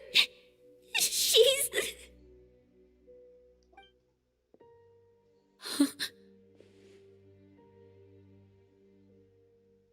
There's poison in this cup.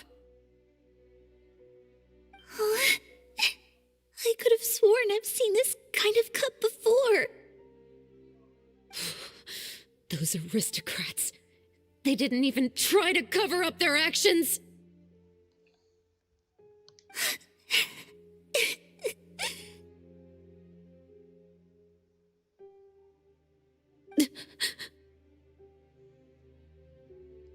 Iris, we need to leave this place. Leave? But now that Mother is gone, where can we even go? Anywhere. All I know is that we can't stay in this house. But are we just going to let them get away with this? We'll have our revenge, I promise you. Just not right now.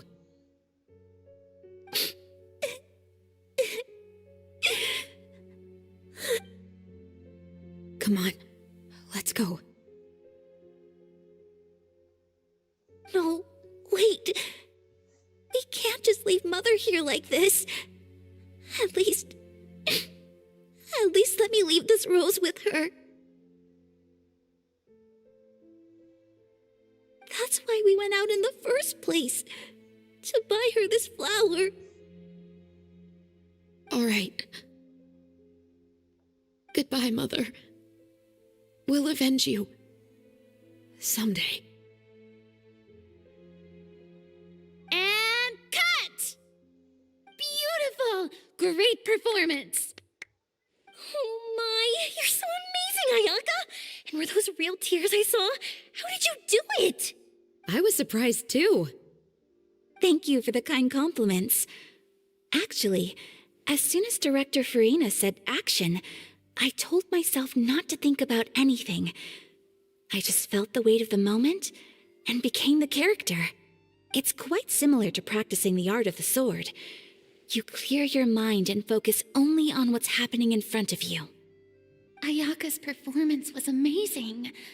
have I discovered an acting prodigy? Pipe down, everyone! We need to move on to the next scene!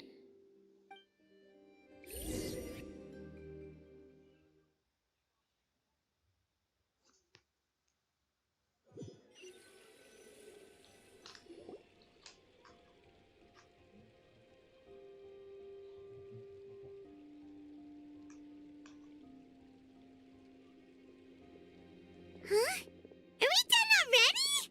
But Paimon wants to keep playing with the clapperboard. Oh, fuck, I just lost that coin. Oh, well. How do you feel, Traveler? Is your arm sore from holding the camera all day? Wait, what's today? Today's Wednesday. Okay, good. Good work, you two.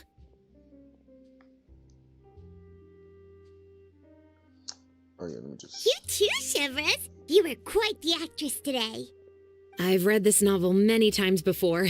I have a good grasp of my character's mindset. Anyway, do you remember my request from yesterday? Oh, yes. Oh, right! We were having so much fun that Paimon nearly forgot. You have a case where the murders seem really similar to the cases in the novel, right? So, how are they similar exactly? In the story, the main characters grow up to become two musketeers, always using their guns to carry out their revenge. Well, let me check. No, it has excellent connection. Yes, excellent collection. I always usually miss out using that information when... And on each of the victims, they'd place a rainbow rose as a signal that they've returned. Yes, that's correct. We found rainbow roses just like in the novel. Seems like you're connecting the dots now. Oh, that does sound pretty concerning. Especially after seeing the script today. Oh, now Paimon can't stop wondering what kind of ulterior motive the murderer might have. What do you think, Traveler? You're smart. Paimon wants to hear your thoughts.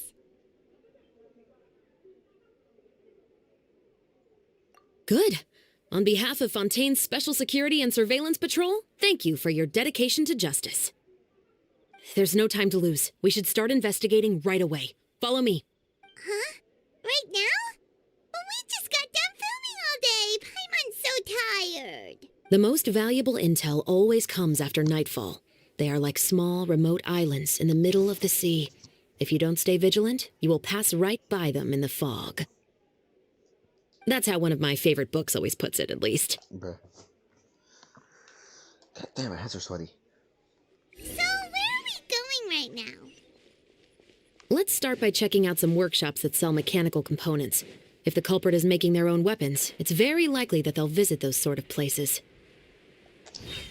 I mean, we could narrow it. I mean, then again, it is a popular bestseller book, so that's not really gonna cut it. I could just say we could just look up everybody, but that's the thing. Like, it's the book is the #1 seller, so of course lots of people are gonna love it. So that's not the question.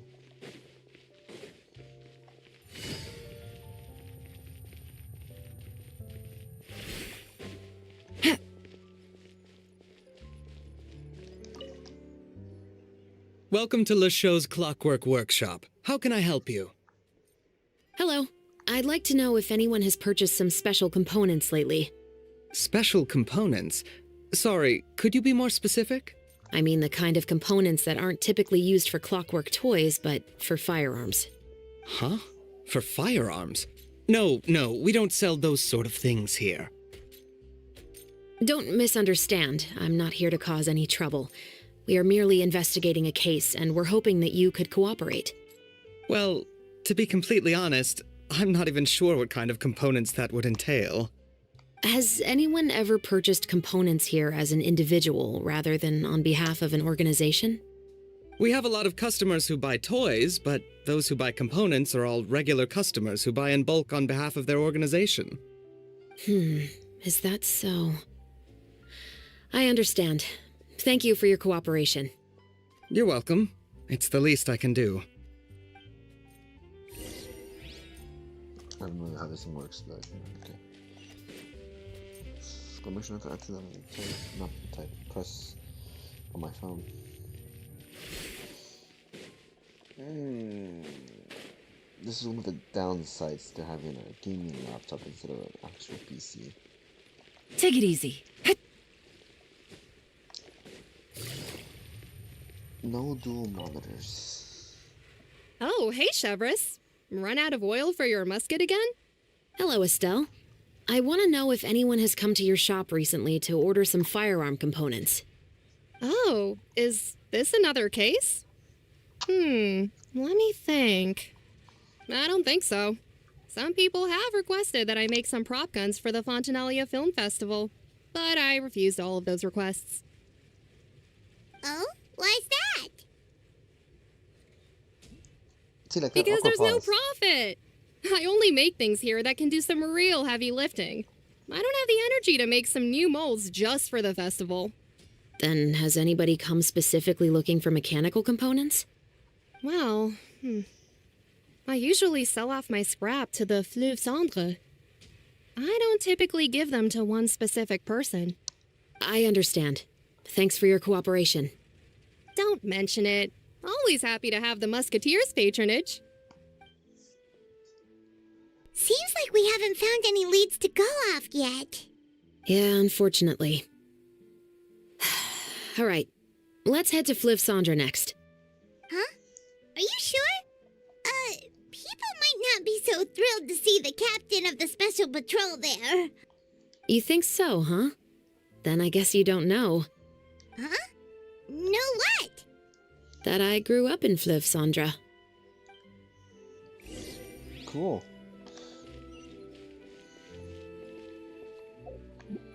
Yeah, the one down there, right?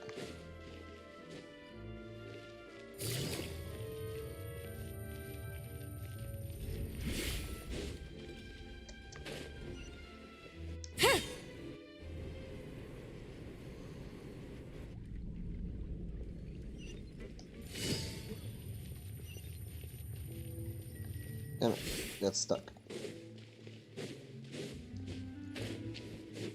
Take it easy.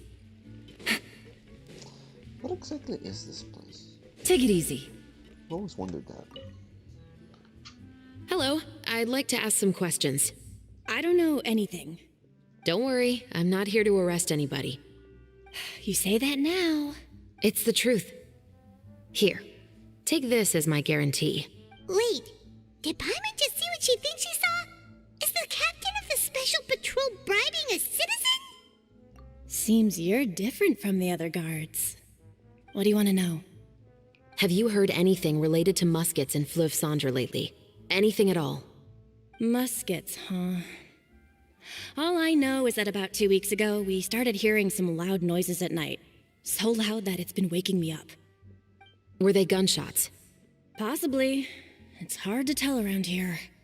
Someone's house collapsing, a pipe exploding somewhere, it's all the same. But the noises I'm talking about definitely happened after I fell asleep. Do you know where the noises were coming from? I don't remember clearly. Is it that you don't remember, or that you need to think about it some more? You tell me. Then please, think about it some more. She's giving her even more, Mora! I don't see anything. The noises came from the end of the Southern Waterway. I came out and had a look for myself and I wasn't sleeping well, but I didn't dare get too close. That's all I know. Ethical or unethical? All right, Don't know. I'll take your word for it. Thanks for the pâte de fruits. She like so informative. No need to be surprised. I grew up here, remember? I know how to get people around here to talk. What's... My apologies, I'm all out of sweets. Though I do have some other tempting snacks in my custody. Fries, fried chicken, and even onion rings. Paimon's eyes. But taking care of junk food is my responsibility. You're better off sticking to your normal, nutritious diet. Yeah, Now that's then, her idol let's keep animation. going.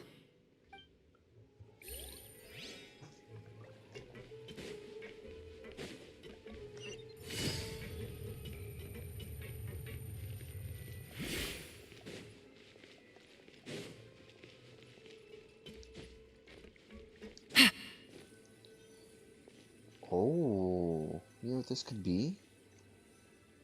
Was someone practicing shooting? What's all this? Some broken planks and barrels, as well as some liquor bottles? Yes, but have a closer look, Paimon. Even though somebody has purposefully tried to clean them up, these are obviously marks from musket bullets. In other words, someone was here trying to improve their shot.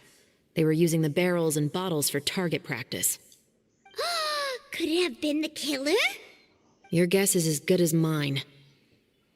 Although many people at Fleuve Cendres own guns, few hide the fact from others. And even fewer would go to such lengths to hide markings from practice shots. Anyway, let's go. There might be more to this. Hopefully I finish this within the next hour.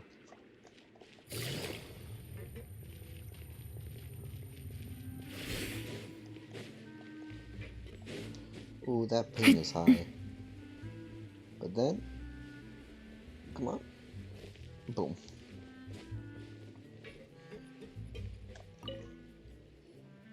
It's been a while, Tetro. Please, just get on with your request. I want to know if you've heard anybody talking about muskets lately. Information isn't free, you know. I've heard that bandits have been extremely active in the countryside recently, and they've been affecting the delivery of goods to Poisson. I can allocate some more manpower to help out with that problem. What do you say? You're still as helpful as ever. One of our men got drunk at dinner about a month ago and lost his gun. 3 days later, it turned up in the corner here. What's weird about that? He just forgot where he put it, right? This is Fleuve Cendres, my friend. Anything of value left in the tavern won't ever make it to the next day. But that gun turned out to be an exception. It didn't get any new wear and tear on it, and didn't even appear to have been fired. We were quite mystified as to what could have happened. I suspect it came back because the weapon was already known to the guards. You mean, a criminal was afraid the Marechaussee Phantom would use the shot marks to track them down? Maybe. But if that's the case, the culprit really took great care to avoid getting caught. I didn't say anything about a criminal. In Fleuve Cendres, knowing who was killed is as easy as knowing what clothes you're wearing today. It's the guy living in the east side, isn't it? I've never liked him. Every time he's here, he just orders a drink and sits there with a nasty look in his eyes. So, who was the one who lost the gun in the first place? Don't bother. Even if you ask, he wouldn't admit to owning a gun to some strangers. Not to mention the captain of the Special Security and Surveillance Patrol. He's right. I know you grew up here, Chevreuse. Even though you're on good terms with the Spina, you've still been gone too long. Not many people know you here now, and a lot of people don't like the Special Patrol. I know. So take my advice and don't show your face too much around here. It's for your own safety. I'll come and go as I please, and I'm afraid I'll be appearing more often due to my work. All right. Don't say I didn't warn you. Seems like that's all we'll be able to uncover for today. Paimon feels like we managed to learn a lot more here than up on the surface. Yes. Assuming that everything we found is indeed connected to our suspect, then their timeline was probably something like this. A month ago, our suspect found a gun and took it home to disassemble it. Once he'd figured out its mechanics, he brought it back. In the following weeks, he used some parts to create his own makeshift musket and took it to the Fleuve Cendres for target practice.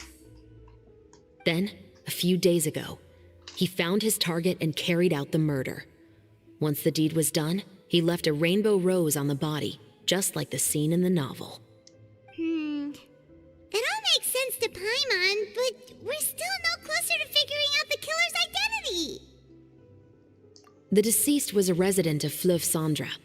It's said that he was a poor, solitary man.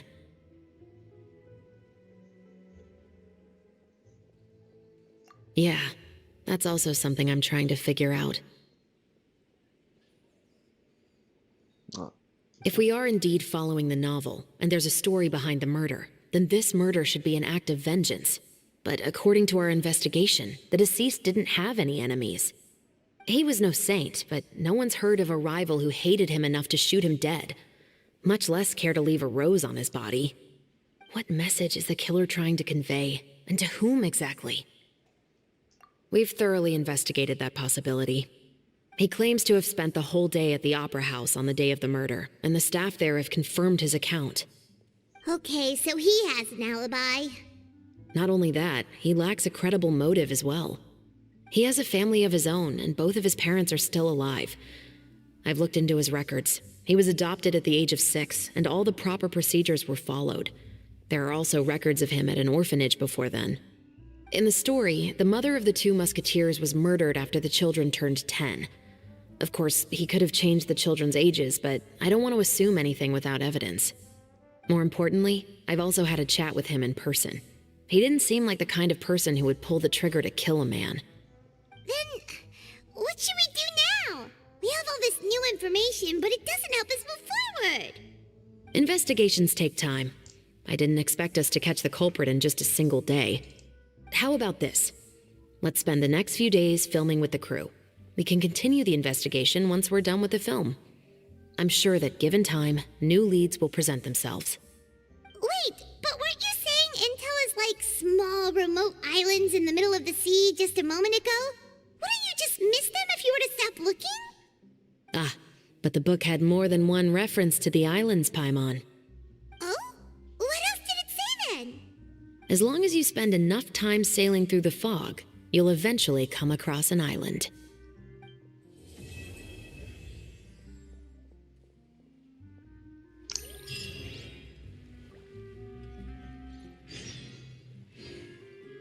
Oh, I don't know what's wrong with me now.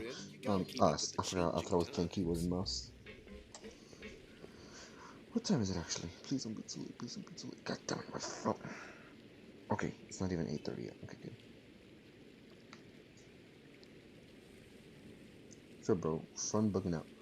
Alright. Oh, wait, I think it said 8, didn't it?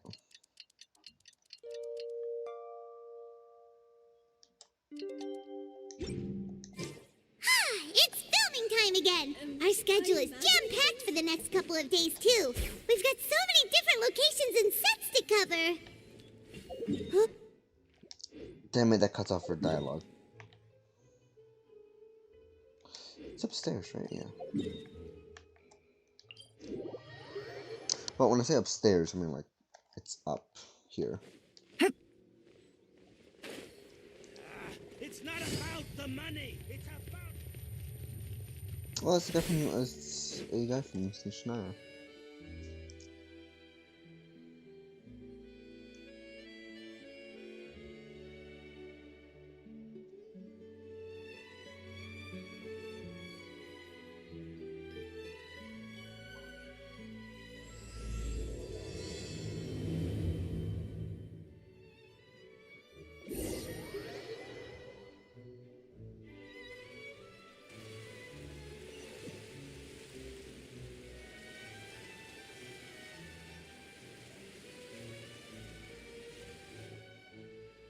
Work, everyone. We're looking to wrap with our 2 main ladies today. I can already smell our success. What do you mean, looking to wrap? Oh, aren't you the expert now? Are those Spina members? This upcoming scene is the 2 musketeers' final confrontation with the Baron. There will be quite a bit of action, but no choreography beyond what we've already rehearsed. Anyway, get ready. Lights, camera, action! I should probably turn this off. The view is beautiful tonight. It reminds me of that fateful night 10 years ago. And now that I've said it, I can even make out the faint fragrance of herbal tea in the air. Enough, villain! It's time that you pay for the death of our mother!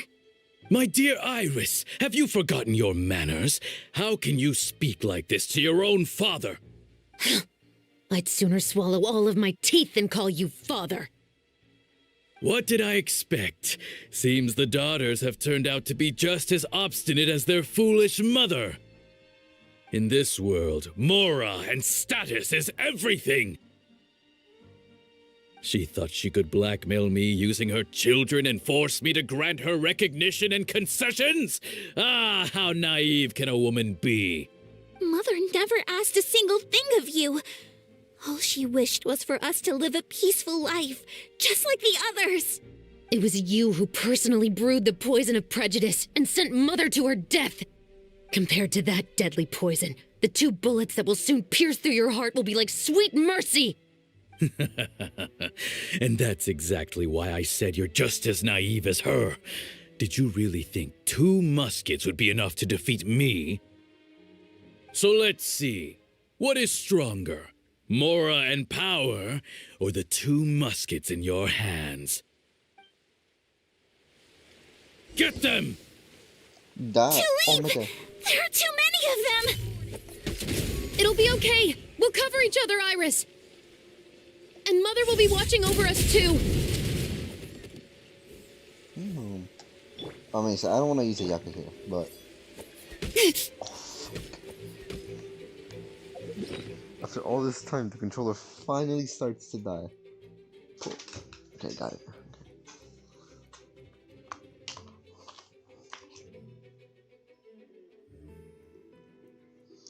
I'm gonna plug this in. There we go. Drop your weapons! Oh, she can only target 1 though. And she's a Poland user.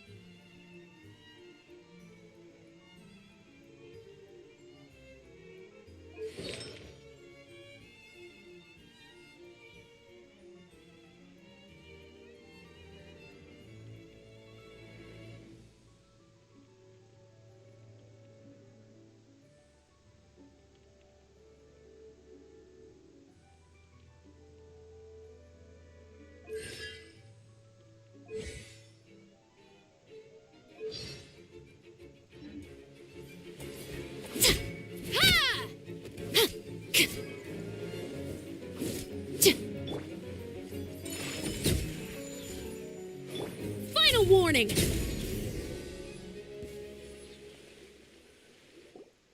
You've lost.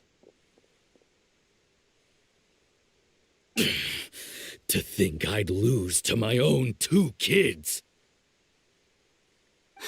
We are no children of yours, and we'll never call that place our home.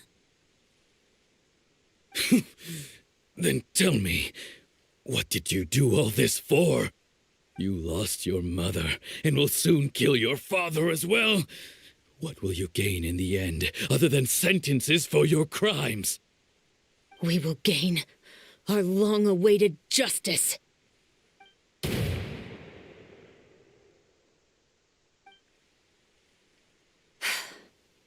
It's over. Finally, it's over.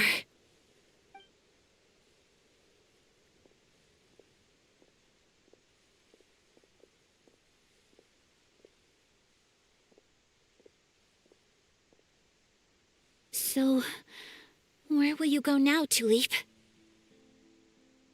I'm not too sure, Iris. Maybe somewhere with lots of flowers? After all, Mother always did love going where the blossoms were. What about you? I want to go visit Mother's grave. Yeah, that's not a bad idea. Huh? Tulip, look! What is it?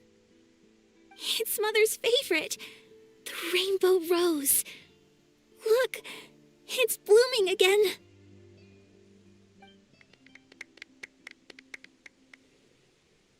Excellent! That was beyond mesmerizing. Even I didn't expect the scene to go so well. And we got it in a single take. All right, everyone. We've got a wrap for Tulip and Iris. Congratulations, Ayaka and Chevres! Thank you. I didn't expect our parts to wrap so quickly. I wish I could savor the experience for just a bit longer. Paimon totally understands. Paimon's not ready to say goodbye to the clapperboard either. Filming has really been a lot of fun. You were great too, Chevres. The way you said, long-awaited justice. It gave Paimon chills. That is indeed my favorite line in the whole book. I still remember trying to act it out in my room the first few times I read it. Whoa, Paimon would have never guessed you're that type. Who doesn't like stories where the guilty are punished and justice prevails over evil? Don't forget, I'm the captain of the Special Security and Surveillance Patrol.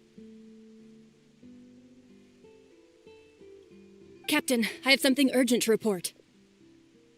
Please excuse me, everyone. I'll be back in just a moment. It's okay, don't worry about us.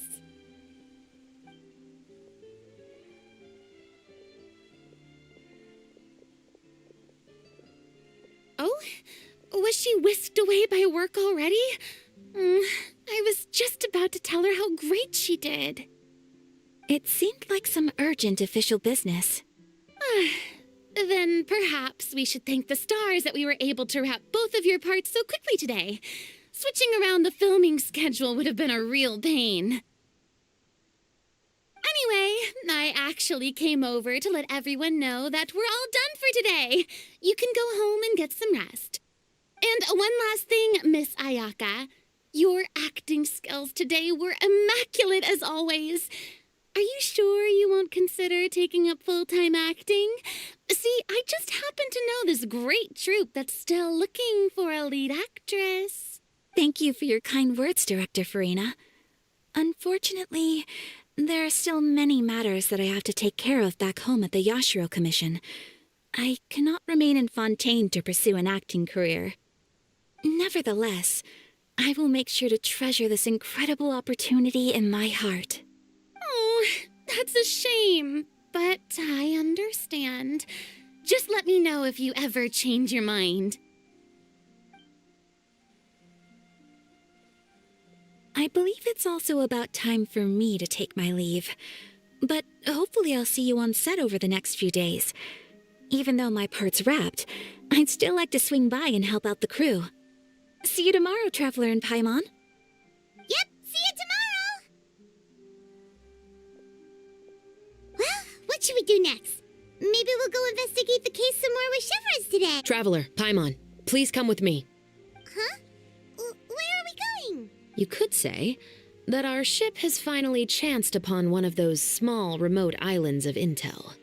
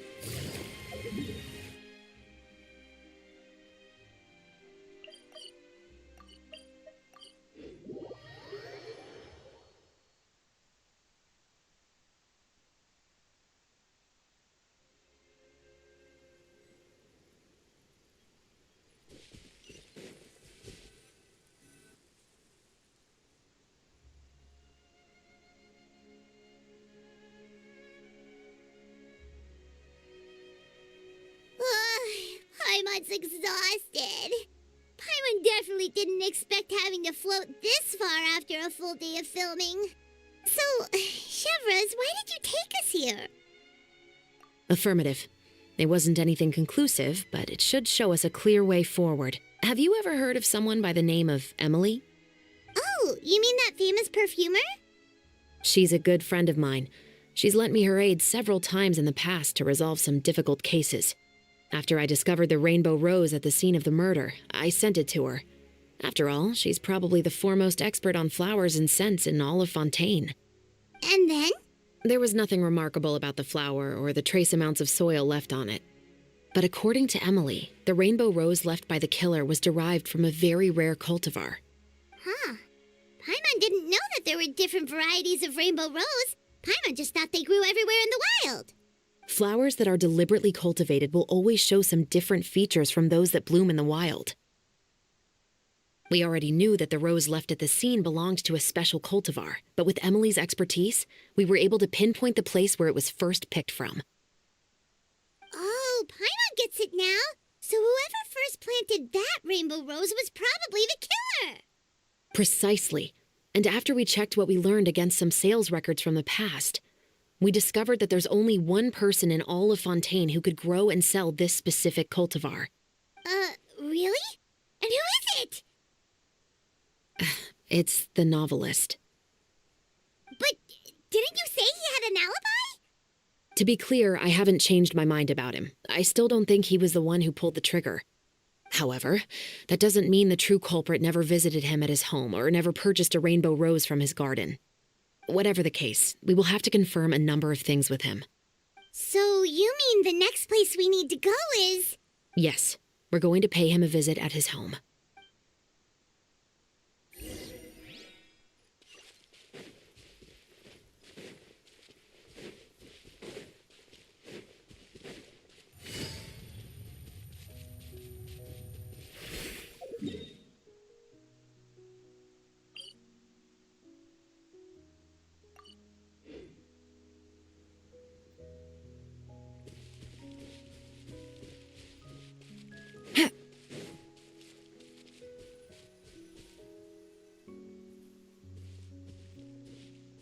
That should be his house.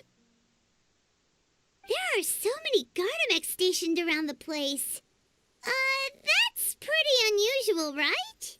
According to what he told me last time we spoke, he hired them so he won't be harassed or disturbed. Huh. So there are a lot of flowers in his garden, but Paimon doesn't think we'll be able to pick one without alerting the Gardamex.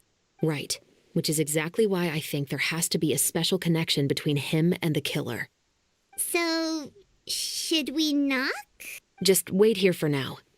I'd like to take care of a number of those Gardamex first.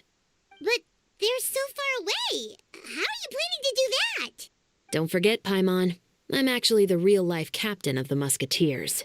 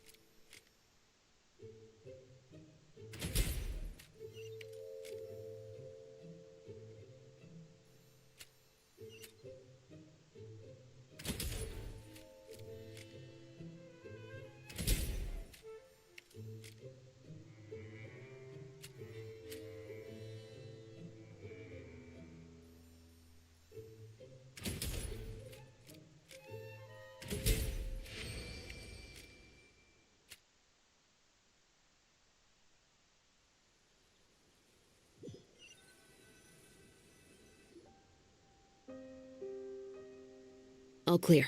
Let's go. Wait! Paimon's a little nervous now that we know he could be the killer. Can we go over our plan of action again? I'll go knock on the door and make sure it's safe inside. Once we're sure that we're in the clear, I'll ask him to come with us for a quick round of questioning at the guard's headquarters. But can't we just arrest him? We still have no evidence that he's the killer, or that he lent the killer any direct aid. Still, it would be appreciated if you could pick a rainbow rose from his garden for me while I'm talking to him. It'll help the Marechaussee Phantom confirm Emily's theory. Sure, no problem. Just be careful, Chevreuse.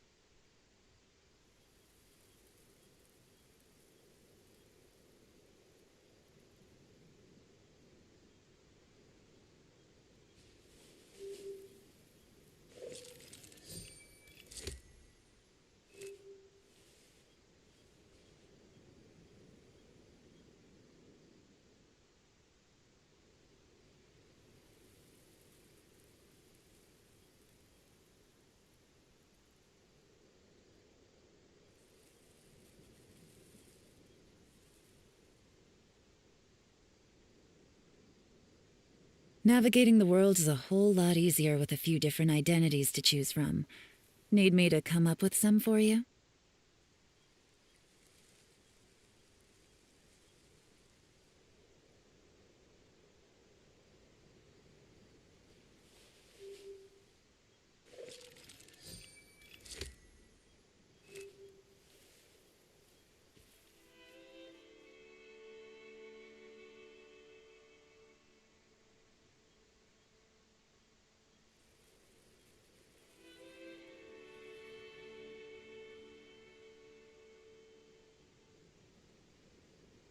I got a new letter from an informant. Looks like the situation has changed again.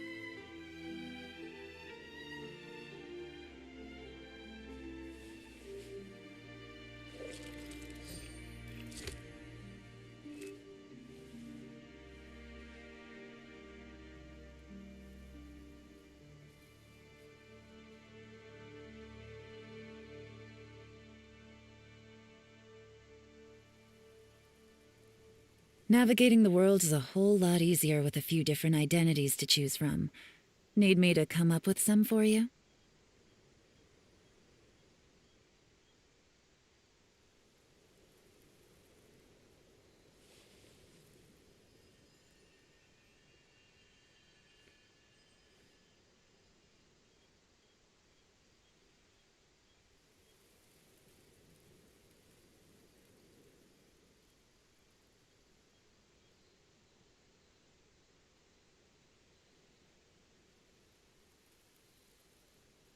I got a new letter from an informant. Looks like the situation has changed again.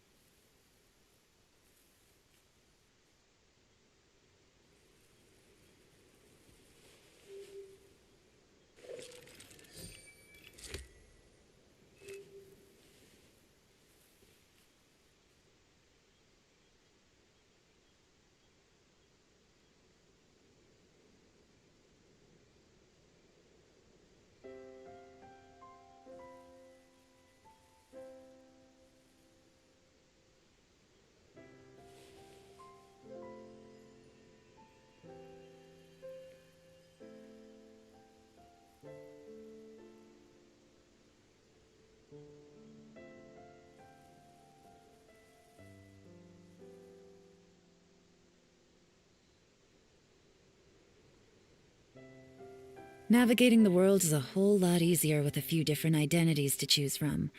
Need me to come up with some for you?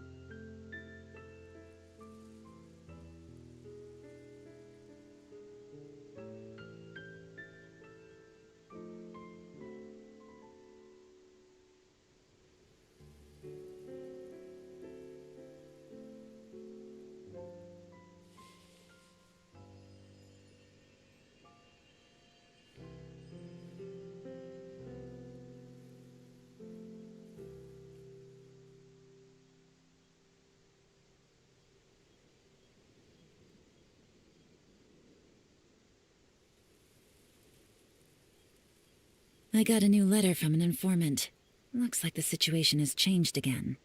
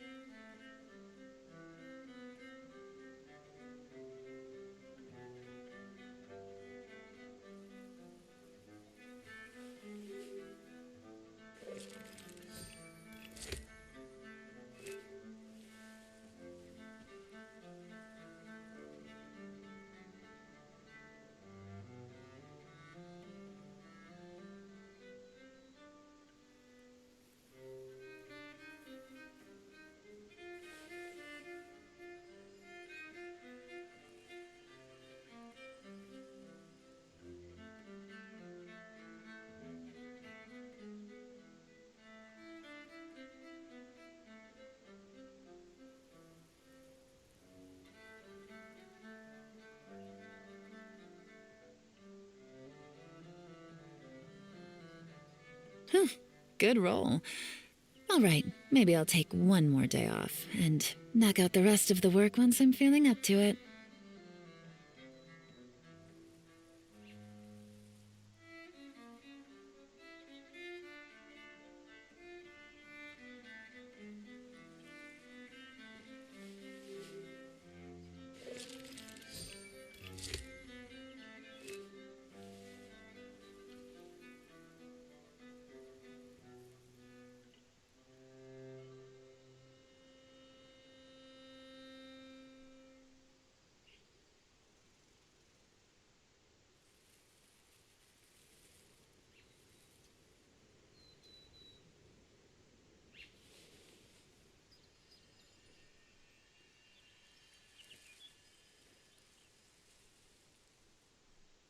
Okay, my controller should be fully charged.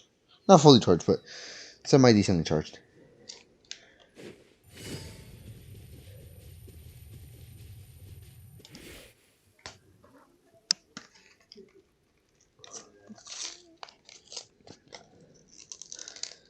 Hey, come on. Excuse me, Mr. Baptiste.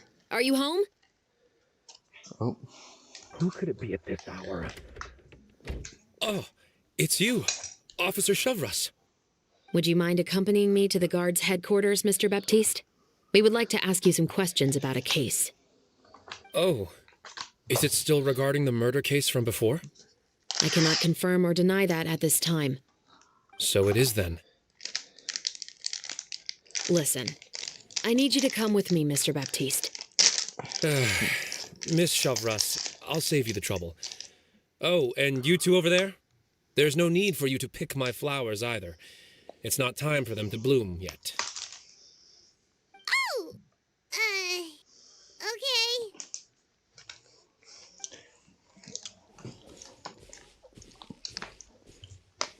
By saving me the trouble, Oh, shit. you mean?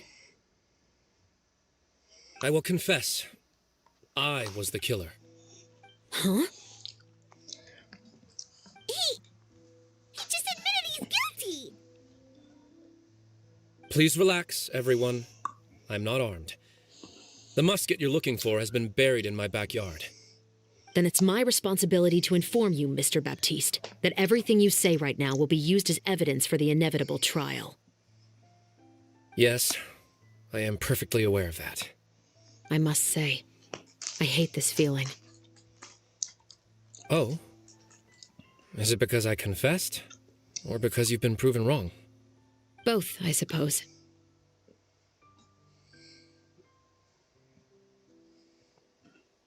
For the same reason as the one I wrote out in my novel, of course.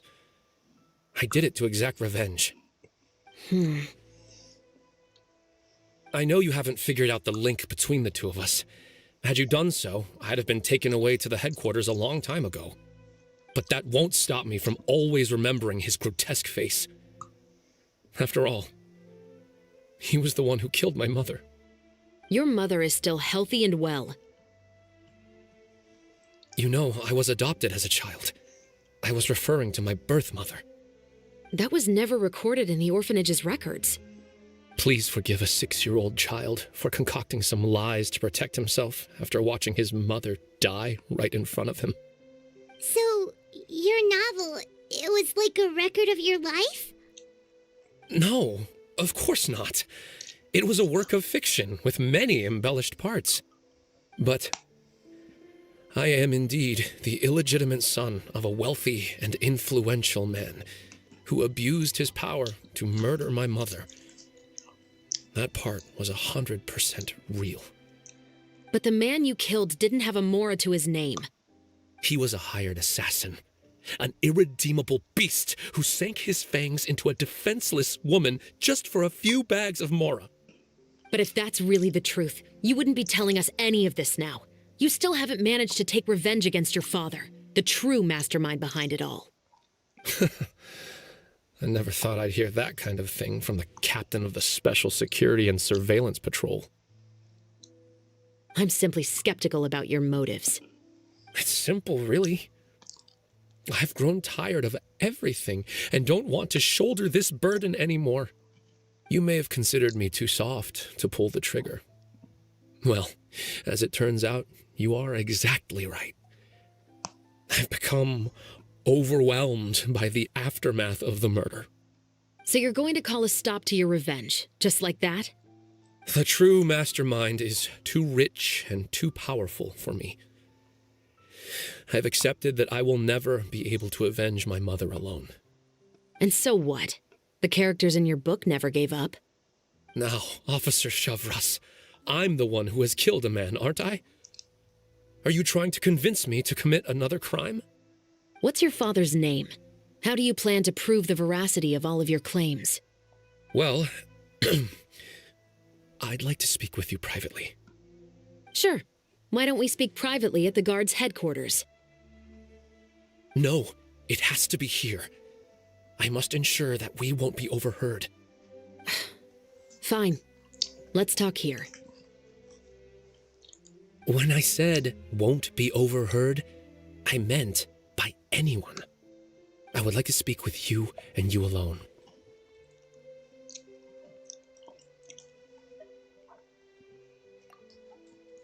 Thanks. I appreciate it. Please stay safe, Shavras.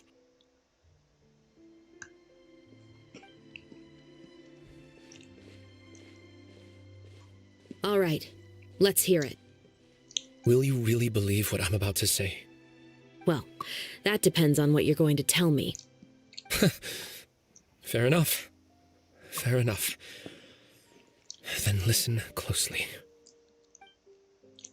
Damn it. So that's how it's all connected. So, it seems you believe me after all. Do you want me to go public with this? No, of course not. At least, not right now. Then why did you bother telling me? You've read my work. What do you think? Even if you were to go public with all of this right now, he'd simply deny everything. It's been too long. Almost 20 years. Anything that could be used as evidence has long faded away. Even if there might have been a solitary island of truth once upon a time, it has long sunk beneath the waves by now. Justice will never find him. Not if you don't try. I know that as the captain of the Special Security and Surveillance Patrol, you will always stand on the side of justice. But do you really think a cushy life in prison really constitutes justice for him?